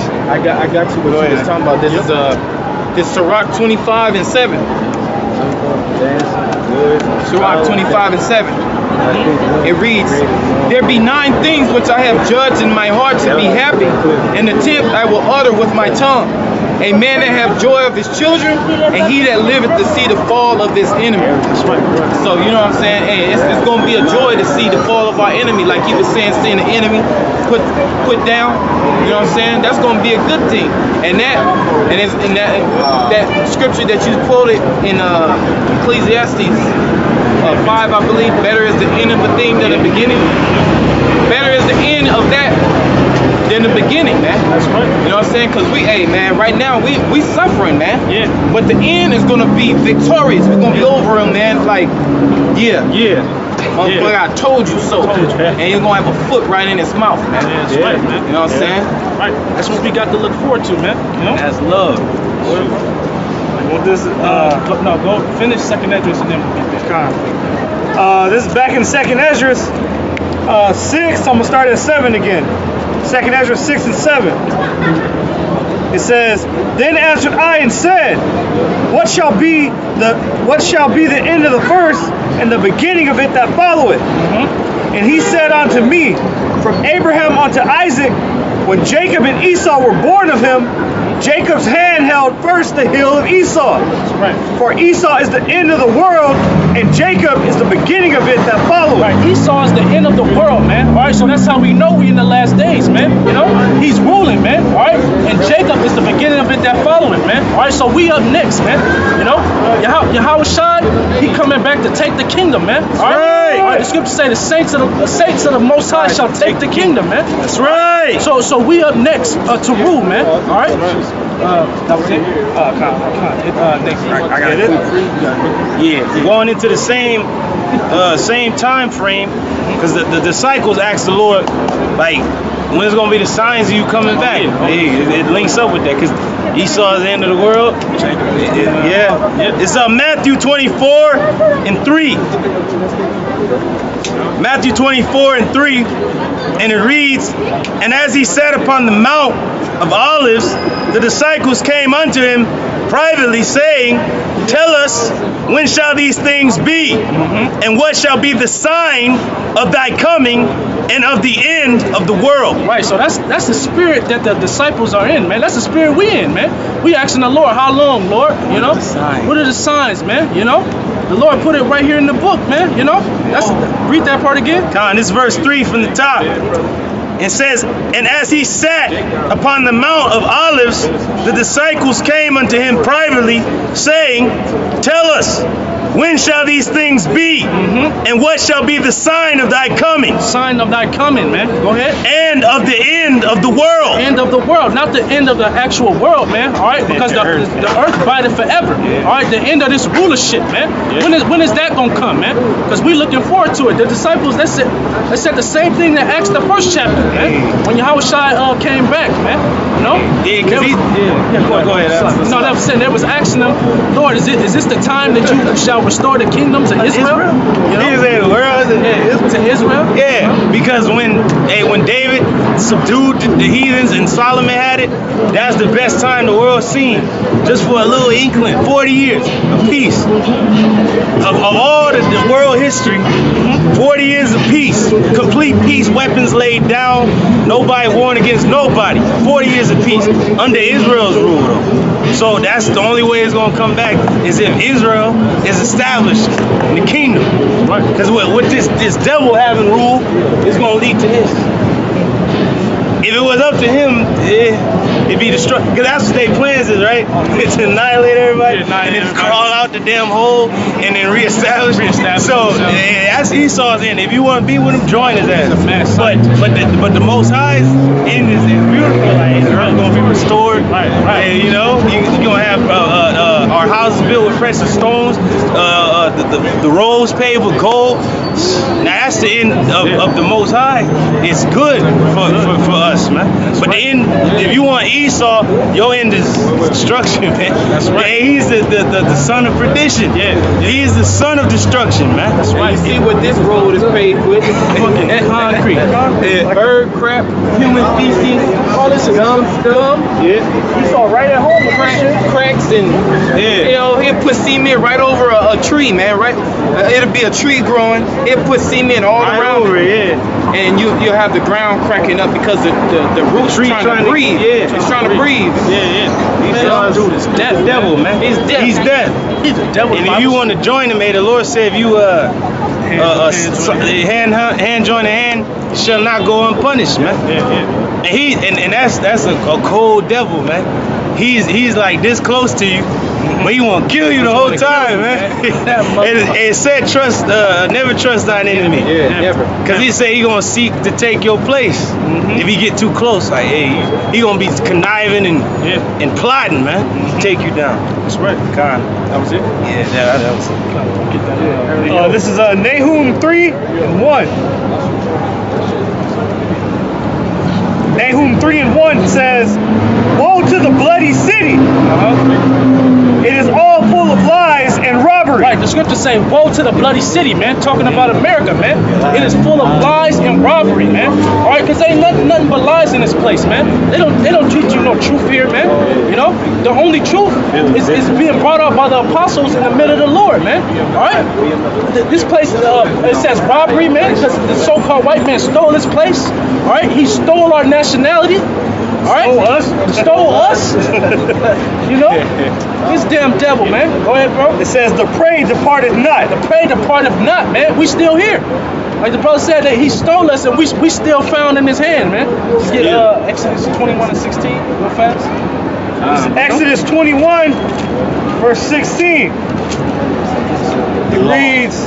Yeah, let's bring out the law for these devils. Yeah, this is the law. Exodus 21:16 says, "And he that stealeth a man and selleth him," he that stealeth a man and selleth him, go ahead, or if he be found in his hand, if he be found in his hand, when the Lord come back, we still gonna be found in this devil's hand, man. Go ahead, bro. It says, "He shall surely be put to death." He shall surely be put to death, man. All right, so that's what this so-called white man got coming to him, man. All right, and these nations that's in league with him. That's right. Right. Go ahead, bro. I got some. Go ahead. Okay. This is Numbers 35 and 33. Even CBD, which for a lot of people doesn't. Numbers 35 and 33 reads, "So ye shall not pollute the land wherein ye are, for blood it defileth the land." You shall not pollute the land wherein you are. All these scriptures go to the so-called white man, man. Yeah. All right, you shall not pollute the land wherein you are. Go ahead, bro. For blood defileth the land. For blood defileth the land, man. All right. To this day, you got this so-called white man. He building over. It's literally burials that he building on top of and calling it Empire State, calling it Staples Center, or whatever he want to call it, man. You know, but it's burial sites of our people, man. You know, that he slaughtered. That's how you know we the same people, and this is the same devil that ruled in the Roman Republic turned into empire, because that's what they did in Jerusalem. When they subjugated it, they went to our burial sites and was fucking taking stones from the burial sites to build their goddamn Coliseum. Yeah. They're like, hey, they using our burial sites, our stones for their bread and circus, and that's exactly what they did. Hey, and like you said, right over the burial site of Gad, you got a goddamn Staples Center for the bread and circus. Right. So you build it, you going right over Gad's burial grounds, and you building a goddamn the cathedral or whatever the hell. Bread and circus, man. Yeah. For people to come laugh for entertainment, man. Yeah. You know. But the Lord remembers all that, man. You know. Go ahead, finish that, bro. It says, "So you shall not pollute the land wherein ye are, for blood it defileth the land, and the land cannot be cleansed of the blood that is shed therein, but by the blood of him that shed it." Right. So this land it can't even be cleansed unless Esau his blood gets shedded, man. That's right. Hey, the Lord is beautiful, man. You know, the Lord he's balanced, man. All right. So he shed our blood for this land to be cleansed. His blood gonna have to be shed. Hey, this devil always knew that. I forgot how it was said, but you go into the Civil War when Esau is fighting against Esau, and they try to make Jake seem like they was the forefront of that. But it wasn't about that. It was about, you know, the federal transfer and us, everybody just being under the federal government. But this dude Esau thought after the Civil War ended, he's like, damn, now these blacks is free. He's like, they like a howling wolf in the wilderness. The wolf eventually gonna come for revenge, and that's what they was thinking Jake was gonna do right after. But nah, they always had it in their mind that the Jake is gonna eventually rise up and take us down. So that's been in their head since the Civil War, since even before that. But really, when they freed Jake, they're oh shit. Now they gonna come and destroy us, man. But now is the time. It wasn't time back then. It wasn't time during the 60s, Martin Luther King or Malcolm X. But now is the time that is going to culminate. We living in them times when the elect is going to rise, and we wait for our Lord to come back, and this blood is going to be soaked with your blood to cleanse it. Just like how you seen on War of the Worlds, and that one dude was like, nah, hell no, they ain't getting me. They using our blood for fertilizer.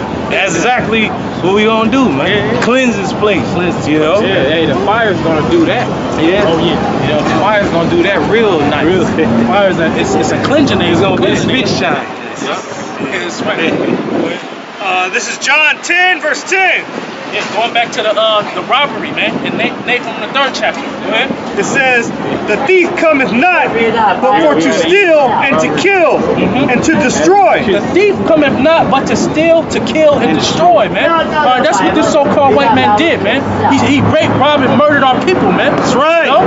All right, but the Lord gonna pay him back doublefold, man. Recompense, man. That's right. You know? Right? It says, I am come that they might have life. Right, Yahweh Shai has come that we may have life, man. All right, because Yahweh Shai, we wouldn't be living, man. You know, literally, man. You know, and spiritually, man. Right? It says, and that they might have it more abundantly. That we may have it more abundantly. That's right. Yeah,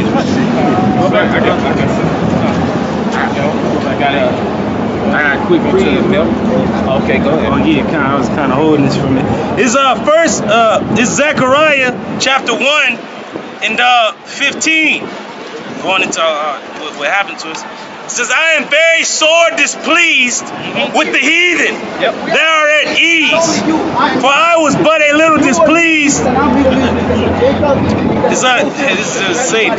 Verse 15. And I am very sore displeased with the heathen. They are at ease. For I was but a little displeased, and they helped forward the affliction. Right. The Lord said He is displeased with these heathen, man. You know? We will fight with the devil. That's it. We will fight with the devil.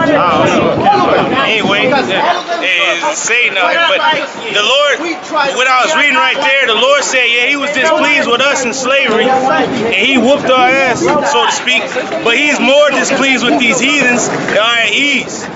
Because when Jake is down, the earth is down, man. When Jake is up, the earth is up. Yeah. We kind of had the same spirit with the earth. Right. Hey, the earth was created for our sakes. So, yeah, you know, you can explain, bro. Yeah, the earth was created for us, man. You know? Yeah, that's right, man. Let's get in these scriptures, man. These demons flee when we bring out the we got to bring out the word. This is Zechariah 11 and 4. No matter what, in my fucking book. I'm sorry. I said it all. I said, and Ishmael, their brothers, no matter what, because they carry the same last name. Just like your father will carry the same last name, right? You can claim the kingdom. You can claim the money, right? Alright, this is Zechariah 11 and 4. Okay. Well, thus saith Yahweh Hashem Yahushai, my power. Feed the flock. God damn, look at this demon. Let's go. Just go ahead, bro. It said, thus saith Yahweh Hashem Yahushai, my power. Feed the flock of the slaughter, whose possessors slay them and hold themselves not guilty. Right. The possessors slay us and they hold themselves not guilty, man. Alright? But the Lord holds them guilty, man. That's right. Requires that which is past, man. That's right. The Lord time is not your time, man. All right. The Lord still remember everything these heathens done unto us, man, and still doing to this day, man. Right. All right. Go ahead. It says, and they that sell them say, blessed be Yahweh, for I am rich, and their own shepherds pity them not. Right. They think they rich. They think that they good, man. All right. But they don't know that Yahweh Shai coming back to tear their ass up, man. That's right. All right. And take the kingdom, man. All right. Was it more than that? No, that was the point right there. Go ahead, bro. Go ahead. Yeah. Drop it. It's Revelation 13 and 9. Y'all know it's all right. These demons come. It's all right, man. You know. Yeah. They you know, Satan mad. Satan mad. You know? What happens when you're on the front line? Education is coming out. Revelation 13 and 9. But you can't do nothing against His word, man. Right. Only for it, man. You know? It says, if any man have an ear, let him hear. Yep. He that leadeth into captivity shall go into captivity. That's right. He that killeth with the sword must be killed with the sword. Right, and that's this so-called white man MO, man. He loves the sword, man. He can't wait to use these weapons, man. All right, because they don't get to use these weapons like how they want to, man. All right, but the Lord, it's gonna come a time where the Lord gonna allow them to use all these new weapons that they got. All right, these bullets, okay, these cyborgs, these drones. All right, The scriptures say that he loveth blood, man. But go ahead, read that last part, bro. It says, here is the patience and the faith of the saints. Here's the patience and the faith of the saints, man. All right? So it's our hope to get these devils into slavery, man. You want to know? Dad? You want to see slavery? Let's go, bro. Let's get back I'll to Nick. show you that. Yeah, you know? I know what a face looks like when devil comes just start up top. Start up top. This is Nahum 3. It says, woe to the bloody city. It is all full of lies and robbery. And look, yeah. The prey departeth not. Right, the prey departeth not, man. All right, we still here. Go ahead. The noise of the whip and the noise of the rattling of the wheels and of the prancing horses and of the jumping chariot. Right, going to all these fancy cars nowadays, man. Esau chariots, man. All right, his spacecraft, man. Yeah. Go ahead, bro. It says the horsemen lifted up both the bright sword and the glittering spear. And there is a multitude of slain. Right, multitude of slain. Go ahead, and a great number of carcasses. And there is none end of their corpses. They stumble upon their corpses. Because of the multitude of the whoredoms of the well-favored harlot. Right, the multitude of the whoredoms of the well-favored harlot, man. And that harlot is just talking about America, man. All right? This place is nothing full of whoredoms, man. All right? Their philosophies, man, their sorceries, man. All right? It's nothing but wickedness here, man. You know? Yeah, you could walk around with your face tatted up and you normal, man. They consider you normal. Normal, right. You know? Tatted up to the neck. You know? Let that happen in the ancient world, man. You would have been stoned. They would have called you a demon.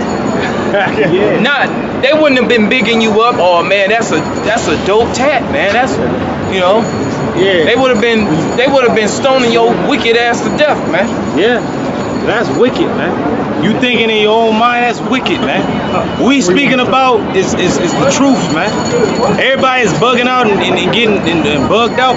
Hey, the Lord said that the poor you gonna always have with you, but the Lord Himself you ain't gonna always have. Right. So this is more important. Feeding niggas and giving them sandwiches ain't helping nothing, man. Jake's still gonna be hungry tomorrow, eating some goddamn cereal with water. We bringing out the word, man. It ain't time for that, man. It's time to bring this word out. That's what time we in. That's right. You know? Yeah. Like when Yahweh Shai was teaching, man, they was only following Yahweh Shai because they was getting fed. You know, that's why a lot turned back around. Because, hey, they wasn't in the spirit, man. Yeah. You know what I'm saying? Just like a lot of people don't want to listen to us because we ain't got no hot meals for them, man. Yeah. You know what I'm saying? We ain't here to just hand out hot sandwiches, man. We bringing out this hot truth. Right. That's it. That's the only thing you getting hot over here is this truth, man. That's right. If you don't like it, you can keep your ass pushing. Get a hot missile up your ass.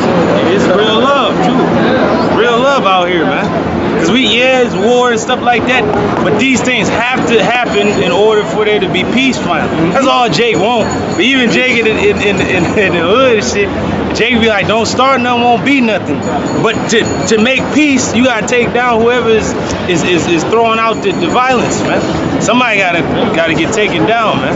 Because this devil, he'll say peace, but like the scriptures say, peace, when there is no peace. Ain't no peace, man. He's sharpening his sword. He's furbishing it for the slaughter, man. He's sharpening it up. Just looking at you, you know, as a villain, as a demon, he's sharpening it up on you, just looking at you, ready to kill you. That's exactly what Esau's doing. But like that music video that dude did, This Is America, man. Yeah. Niggas is dancing in the front and shit, but in the background, goddamn white horse destruction, niggas getting killed. Yeah. That's what's really what's going on. What's going on, man? Yeah. So y'all, he said, "This is America." This is America. This like, what's going on, man? Niggas dancing in the front, and LeBron, and what the hell you gonna do on the Lakers? But there's war on the brink. People getting shot, killed, destroyed. But y'all, what LeBron gonna do? Right. He was showing confusion in that video too. Yeah. Like, this is America. You see me busting this move, but you ain't looking in the background though. Like, you ain't seeing the big thing. You know what I'm saying? Look what I'm whipping. Back, somebody gets shot in the head in the back though. Hey, but then they was real like cautious with the guns though, like with the weapons. They was like cool with them. But Jake just laid out. They just leaving them there. You see how he shot up the choir? The choir. Yeah. Basically, he was like, man, nobody believe in the Heavenly Father no more. You know what I'm saying? Let me take him out. It was all Jake that got sprayed? Yeah. This is America, because Jake getting sprayed, man. You know what? Well, this is back in Nahum 3. verse 4. Because of the multitude of the whoredoms of the well-favored harlot, America, well, Babylon the Great, go ahead. The mistress of witchcrafts that selleth nations through her whoredoms and families through her witchcrafts. It says, behold, I am against thee, saith Yahweh Shem Yahushai of hosts. It says, behold, I am against thee, saith Yahweh Shem Yahushai of hosts. Right, the Lord said he is against thee. Go ahead. And I will discover thy skirts upon thy face. And discover thy skirts. Go ahead. And I will show the nations thy nakedness, and the kingdoms thy shame. Right. Gonna show the nations thy nakedness and the kingdoms thy shame, man. All right. So that's what the Lord is doing, man. This so-called white man is being revealed, man. All right, through the mouth of the Lord, man. All right, which is the prophets.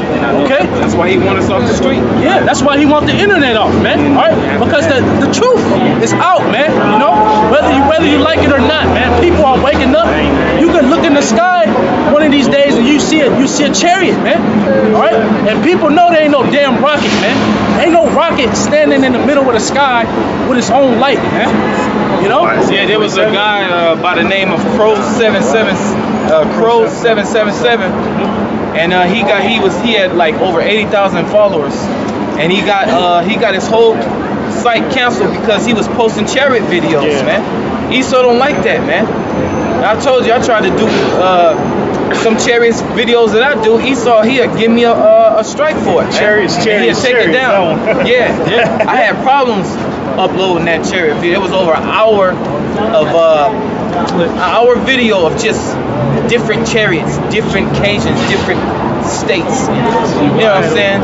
Just revealing the Heavenly Father's power, man. That's right. You know? But Esau don't like that. He don't like when you giving people hope. You know? There ain't no hope in this place, man. We the only one that have hope, and it's in Yahweh Bashem Yahushai, man. Yeah, that's right. That was it.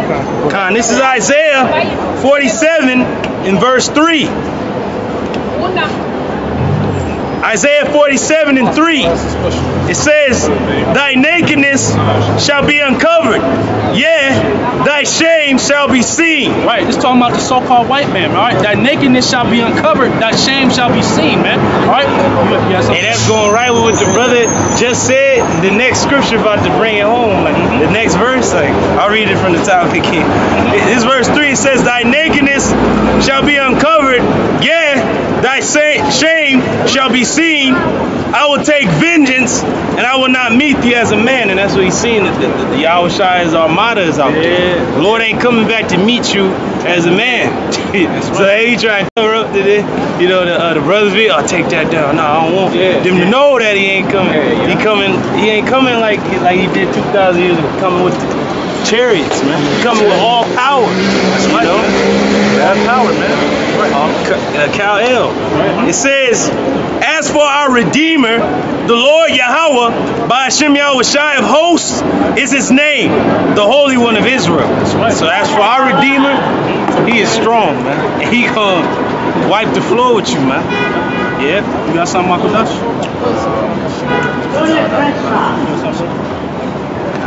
Shit, let's get Ezekiel. Okay. What you have, bro? I was just Proverbs. Oh shit, get Proverbs then. Proverbs. I was thinking Ezekiel 3. Oh, okay. Yeah, we get that too. Which one you want first? You get Proverbs, bro. Okay. Yeah, I got a quick read though. This is Isaiah 48 and 1. It says, hear ye this, O house of Jacob, which are called by the name of Israel, and are come forth out of the waters of Judah, which swear by the name of the Lord Yahweh, by Hashem Yahushai, and make mention of the power of Israel. It says, but not in truth, nor in righteousness.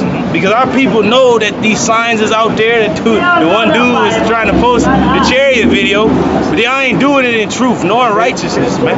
But y'all come out of our seed, man. Y'all a completely, totally different nation than us, man. Look at these jakes out here, man. Dudes got pink hair, green hair, man. Don't want to be a gender. The Lord is going to take y'all out, man. You wonder why the Lord is hot at this place, man? Because his wickedness going out, and it's been too long a time on Earth. The Earth can't even bear it, man. Earth is breaking down. Earth languishes. Fadeth away, man. Fadeth away, man. You know? Because really getting old is a curse, man. Yeah. We was never supposed to get old, man, and fade, man. Yeah. But then you look at the men of the Lord that actually, aged, but they never lost their youth. Right. Like Moses, he still had the strength when he was a young man. Joshua, that's for the men of the Lord, man. Ain't for you other clowns. Y'all gonna fade away and croak and die, man. Because y'all wicked. You waxing old in wickedness. But if you wax old in righteousness, hey, look at the apostles, younger than ever, man. Yeah. Still vibrant. It's vibrant, man. Like the scripture say, years gonna be like a tree, man. Yeah. Oh, yeah. You know what I'm saying? Yeah, that's what's to come, man. Who don't want that, man? You want this vain ass life, living, man, when you die, and what you like Ariella said, he said go like 5 generations back, your great grandfather. What legacy did he leave? Do you know anything about him? You don't know nothing about him because he didn't leave no legacy. But this is a legacy right here. This is what's being left. This is gonna be remembered. Not your people in your vain lives ain't gonna be remembered. LeBron ain't gonna be remembered. What's going on here is gonna be remembered. Now what's going on over there. Hey, LeBron ain't doing nothing. He ain't doing nothing special that's helping his people. He's just a tap dancing coon. That's it. Proverbs 1 and 20. Throw his ass out. Once he get old, they gonna throw him out. Yeah. Just like Bill Cosby. Bill Cosby. He gonna throw him out. Proverbs 1 and 20 reads, "Wisdom crieth without, she uttereth her voice in the streets." Right, and that's what's going on right now, man. Wisdom crieth without, and she uttereth her voice in the streets, man. That's why we on the streets preaching the Lord's word, man. All right, go ahead. She crieth in the chief place of concourse. In the chief place of concourse, and in the businesses, what's going on, man? The agora, man. All right, the marketplace. All right, this is where you got the truth coming out. Go ahead, bro. In the openings of the gates, in the city, she uttereth her words, saying, "How long, ye simple ones, will ye love simplicity?" Right, to our people. How long, you simple ones, you gonna love simplicity, man? How long you jakes out there gonna love being simple, man? Man, that's a perfect point. Because they just opened up the Michael Jordan store. Oh, yeah. Down there, man, that shit was packed. Yeah. Packed, man. Yeah. Motherfuckers buying shoes and shit. Yeah. Whoop-de-doo, man. That's simple, man. Simple, man. That's simple as hell. Right down the block, though, you got men of the Lord teaching the word, something that's gonna profit you, man. That's right. You don't have no line over here. It should be so packed where the cars can't even get through, man. Yeah. Where Esau gotta come and be like, man, what the hell going on over here? Like, Yeah, man. Yeah. Chick lining up with twine to get in the store. You got people up in the building. They on top of the building trying to get, trying to listen. Yeah. And like the boy that fell through the rafters because he was trying to listen. Yeah. And the ball was going so long that he fell asleep. Yeah. God. It says, "How long, ye simple ones, will ye love simplicity?" Man. And the scorners delight in their scorning, and fools hate knowledge. Right, and the scorners delight in their scorning, and fools hate knowledge, man. All right, we had a fool up here not too long ago, man, scorning, man. I don't know what he was talking about, but shit, he wasn't talking about nothing. Bunch of gibberish, Hey, cause these scorners and these people, these clowns, they think they can just scream, but you ain't saying nothing. What we actually speaking, the Lord commanding us to lift up our voice and say His words. That's why we ain't being moved off the block. Guy, you crazy? Because it's the words of the Lord. It ain't just us yelling. Jake can just yell and scream in the street, fall out. There ain't nobody really looking at them like that. But this right here is the Lord is speaking. That's why you got to be quiet when you come here. Like even when Jay having a boombox like Radio Raheem, when he come right here, he turn it off. And then he cut it back on when he cross the street somewhere. Because he knows this is a place right here. Yeah, that's right. Switch the battery. Yeah, go ahead, bro.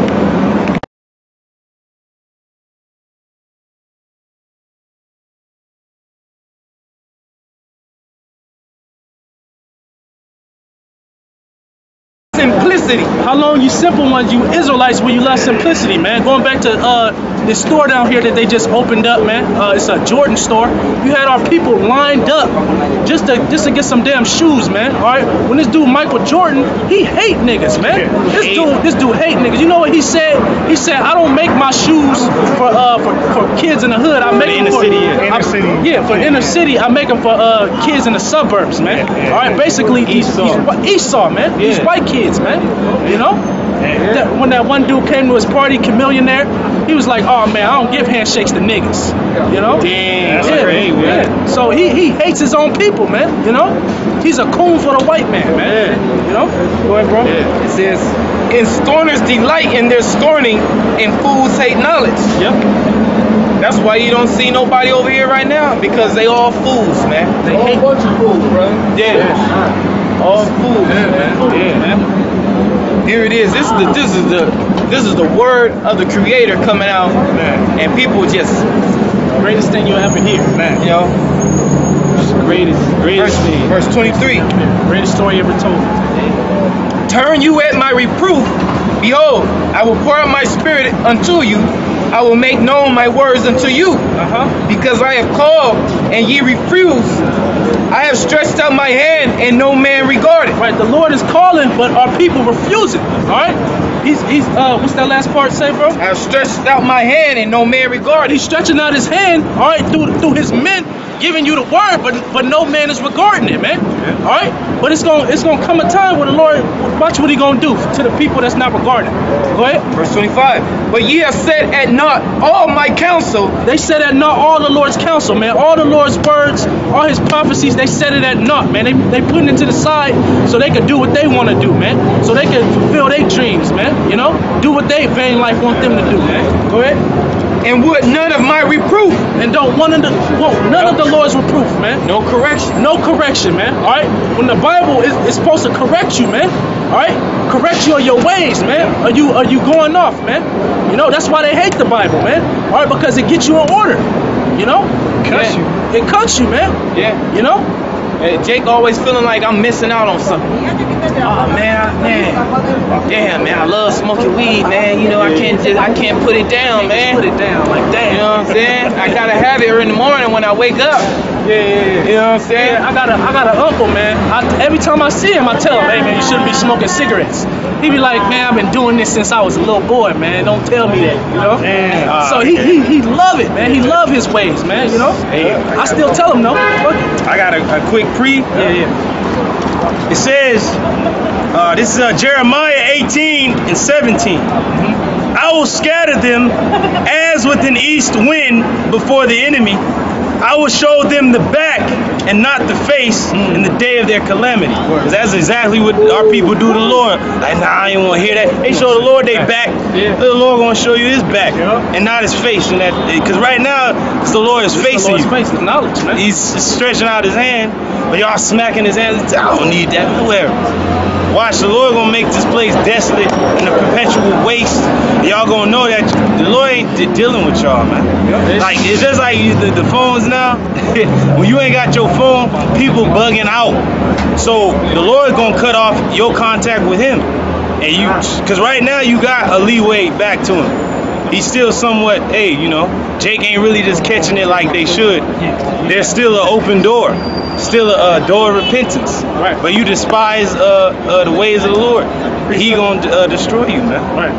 This is Hosea 5, verse 15. Hosea 5:15, it says, I will go and return to my place till they acknowledge their offense and seek my face. In their affliction, they will seek me early. Right, in their affliction, when our people are catching hell, then that's when they gonna try to seek the Lord, man. You know, once bodies start dropping, they gonna try to, like, what's going on, man? What's the word, man? You know, what's the word today? You know, but it's gonna be too late then, man. Go ahead. Oh, that was it. Yeah, come on. Read it again. It says, early. Oh, okay. It says, I will go and return to my place till they acknowledge their offense and seek my face. In their affliction, they will seek me early. Yeah, man. So they're gonna try to get it, but it's gonna be too late, man. You know, that's why it's important to get the word now, man. You know, get it while the getting is good. Get it while it's hot, man. You know.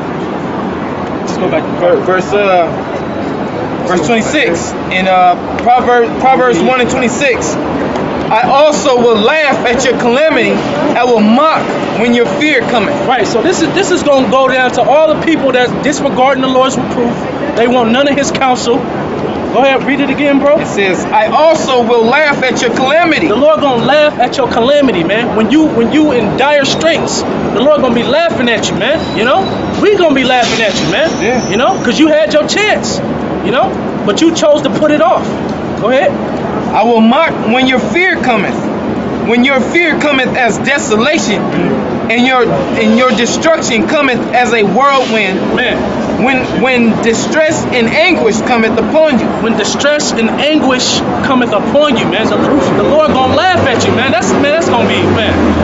That's crucial, man. Because they gonna be calling on the Lord. Right. And the Lord gonna laughing at you, man. They're gonna be sincere in that day. Yeah. Right. It'll be too late though. They're gonna be sincere, pure in heart.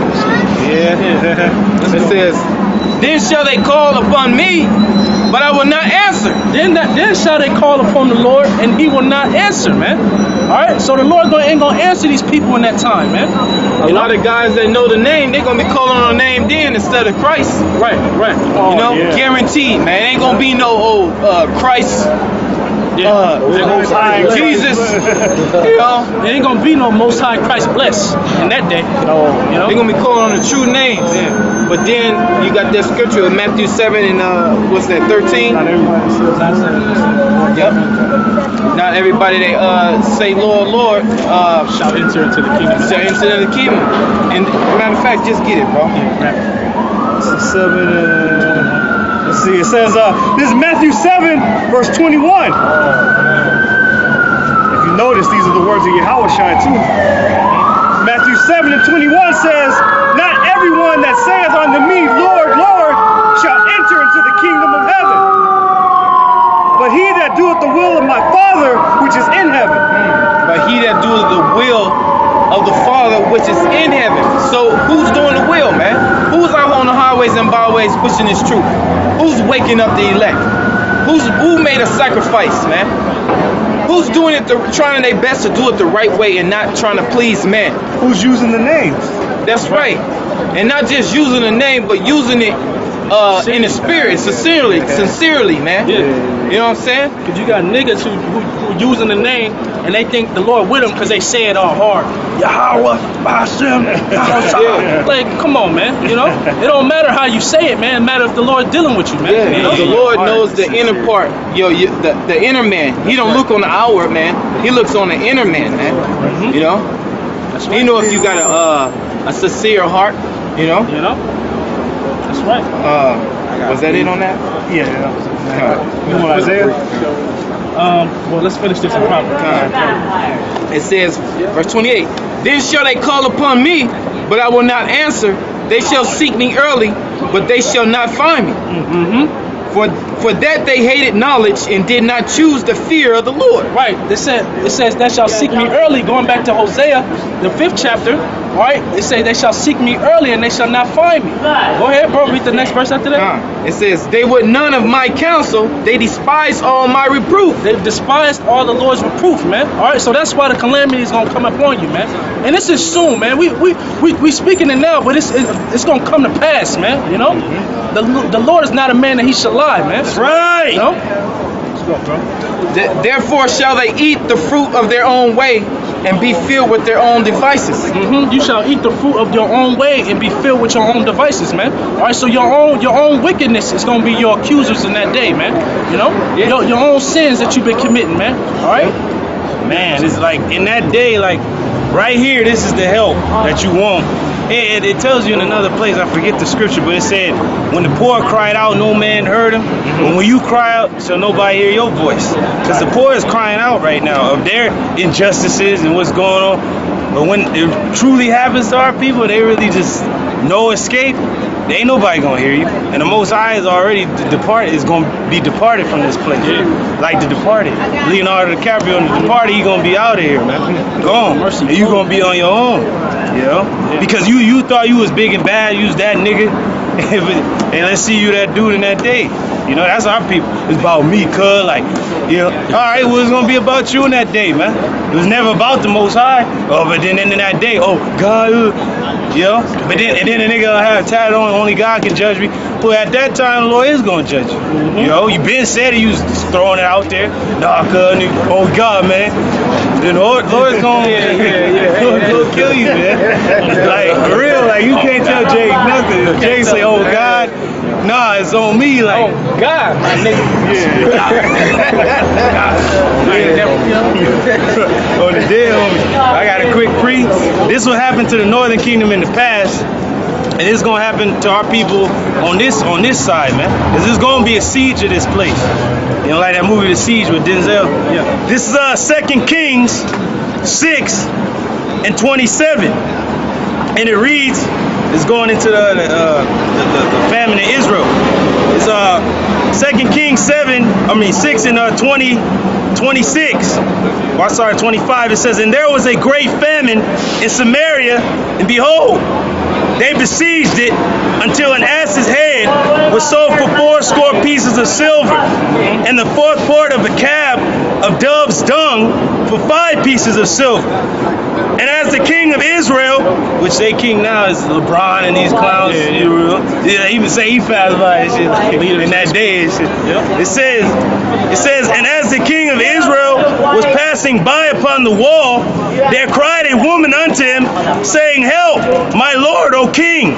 And he said, if the Lord Yahweh do not help thee, when shall I help thee? Right, that's what we're going to say to these people in that day. If the Lord not helping you, how we going to help you? You know what I'm saying? Hey, that's so on point. Man, that's for real. Hey, we actually going to say that too. Yeah. You know what I'm saying? We probably going to see a family member, you know, or somebody we used to know in the world. Yeah. And they know what we was into. Yeah. And please help me, man. Please give me some food, some water. You know, hey, if the Lord can't help you, how I'm going to help you, man? I won't do. You know? Does it look like I got some water in my pocket, man? You know? Yeah. It says, out of the barn floor, out of the wine press. And the king said unto her, what aileth thee? And she answered, this woman said unto me, give thy son, that we may eat him today, and we will eat my son tomorrow. So it's going to get to that point where, you know, the North and Jake, they got all these kids with the N-Dub, and got all these kids. And she gonna for like a ride out of the city, she gonna probably offer whatever Raekwon to get eaten or whatever, man. Or whatever, just to get out, you know? Yeah, the nigga woman's so evil. I didn't like his ass anyway. Yeah. You look like your daddy, go ahead. Yeah, for real. Yeah, it's gonna be bad out here, man. It's gonna get to the point of you eating your own arm, you know? But y'all so proud, you Americans, you other people. Y'all so haughty. But the Lord said a proud spirit go before a fall. That's right. So this place is destined to fall, man. You know, y'all hate your own leader. How the hell y'all gonna be united to go to war? But y'all hate your own leader. Right. But he gonna deem that treason, man. And he gonna come down with the gavel, and it's gonna be justified to take you people out. Mainly he gonna start with Jake, y'all the enemy. But he gonna have his own people get taken out, man. See, this devil ain't stupid. He'll let you talk smack about him, but he got everything on the books, writing it down, everything, man.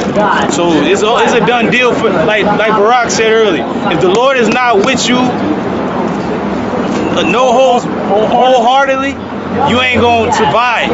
No holds barred, gas with no brakes is this is gonna destroy you. This just the mere fact that just the lights going off is gonna destroy half of these people. But then it's gonna get further into troops coming in. They're not just troops, but drones, and not just drones, but robots and cyborgs and soldiers and troops in you. And then beyond that, it's gonna be wild animals. Then beyond that, the spirits is gonna be released. Beyond that, sicknesses and plagues and famine. All that you gonna have to get through. And then you look at Jake. All right, Jake, man, you let me know. Can Trump get you out of that? Can LeBron get you out of that? Can you get yourself out of that? No. So who gonna get us through these times? Yahweh Shai gonna get us through these times. And ain't gonna be our own, brothers can you be beasting, flexing, but that don't mean nothing. Your own strength ain't gonna get you through these times, man. Your own mental capability. Oh, I'm smart, I know how to build a rocket. A rocket scientist ain't gonna make it out this mug, man. The Lord said the wisdom of the wise is gonna be futile. The strength of the strong ain't gonna prevail. I forget how the scripture go, but it's pretty much said the race ain't gonna be given to the swift out here, man. Usain Bolt ain't gonna be able to outrun these missiles, man. That's right. He the fastest dude on earth, Man, that was it, bro. We still got Isaiah. Was that it on Proverbs? It was 2 more. Verses when we get there. I'm gonna finish Proverbs 1 and 32. It says, for the turning away of the simple shall slay them, and the prosperity of fools shall destroy them. But whoso hearkeneth unto me shall dwell safely, and shall be quiet from fear of evil. Right. Whoso hearkeneth unto me shall dwell safely, man. That's what us brothers we all looking for, man. All right. Right. And shall be. What's the last part? Shall dwell safely and shall be quiet from fear of evil. Quiet from the fear of evil, man. All right.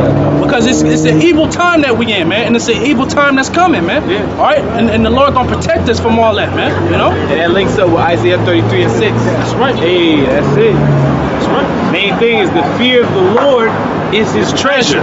Woo. That's what's gonna get you. Gotta fear the Lord, and that's one thing our people don't do. Yeah. But you fear Esau, and I'm glad Mike brought that video out. Hey, the left hand side of the Lord is real. And he gonna have it just completely take you over, man. Because the devil is the Lord's weapon, man. Esau Edom, the so-called white man, is the Lord's weapon. And he gonna use them to the full extent of the law, right? Oh yeah. So for you, the clowns that want to follow Esau, the Lord is gonna use Esau on you, man. He gonna turn your savior to your damn destroyer. They ain't even seen the full wickedness of this devil. Nah, they ain't. The Lord's gonna transform this damn devil into a damn straight killing machine, man. Yeah, he gonna be a slice. Damn, I didn't know that was dead. Oh shit! I thought he was my friend. Hey, the scriptures even mention that. What Israel gonna say? They gonna say, "Woe is me now! My lover has become my enemy." Like pretty much, he gonna pursue you for your life. And then Jake gonna finally say, "Woe is me now! Destruction is you now," because you never thought he was your enemy until he pulled a sword out on you. But he been pulled a sword out on you. But you always wanted to forget the past. But the Esau he gonna bring it back to you. He gonna make it retro again. He gonna bring it out. I got something. Oh, you have something? I'll go ahead, bro. Okay. This is Ezekiel 3 and 1. Yeah, Ezekiel 3.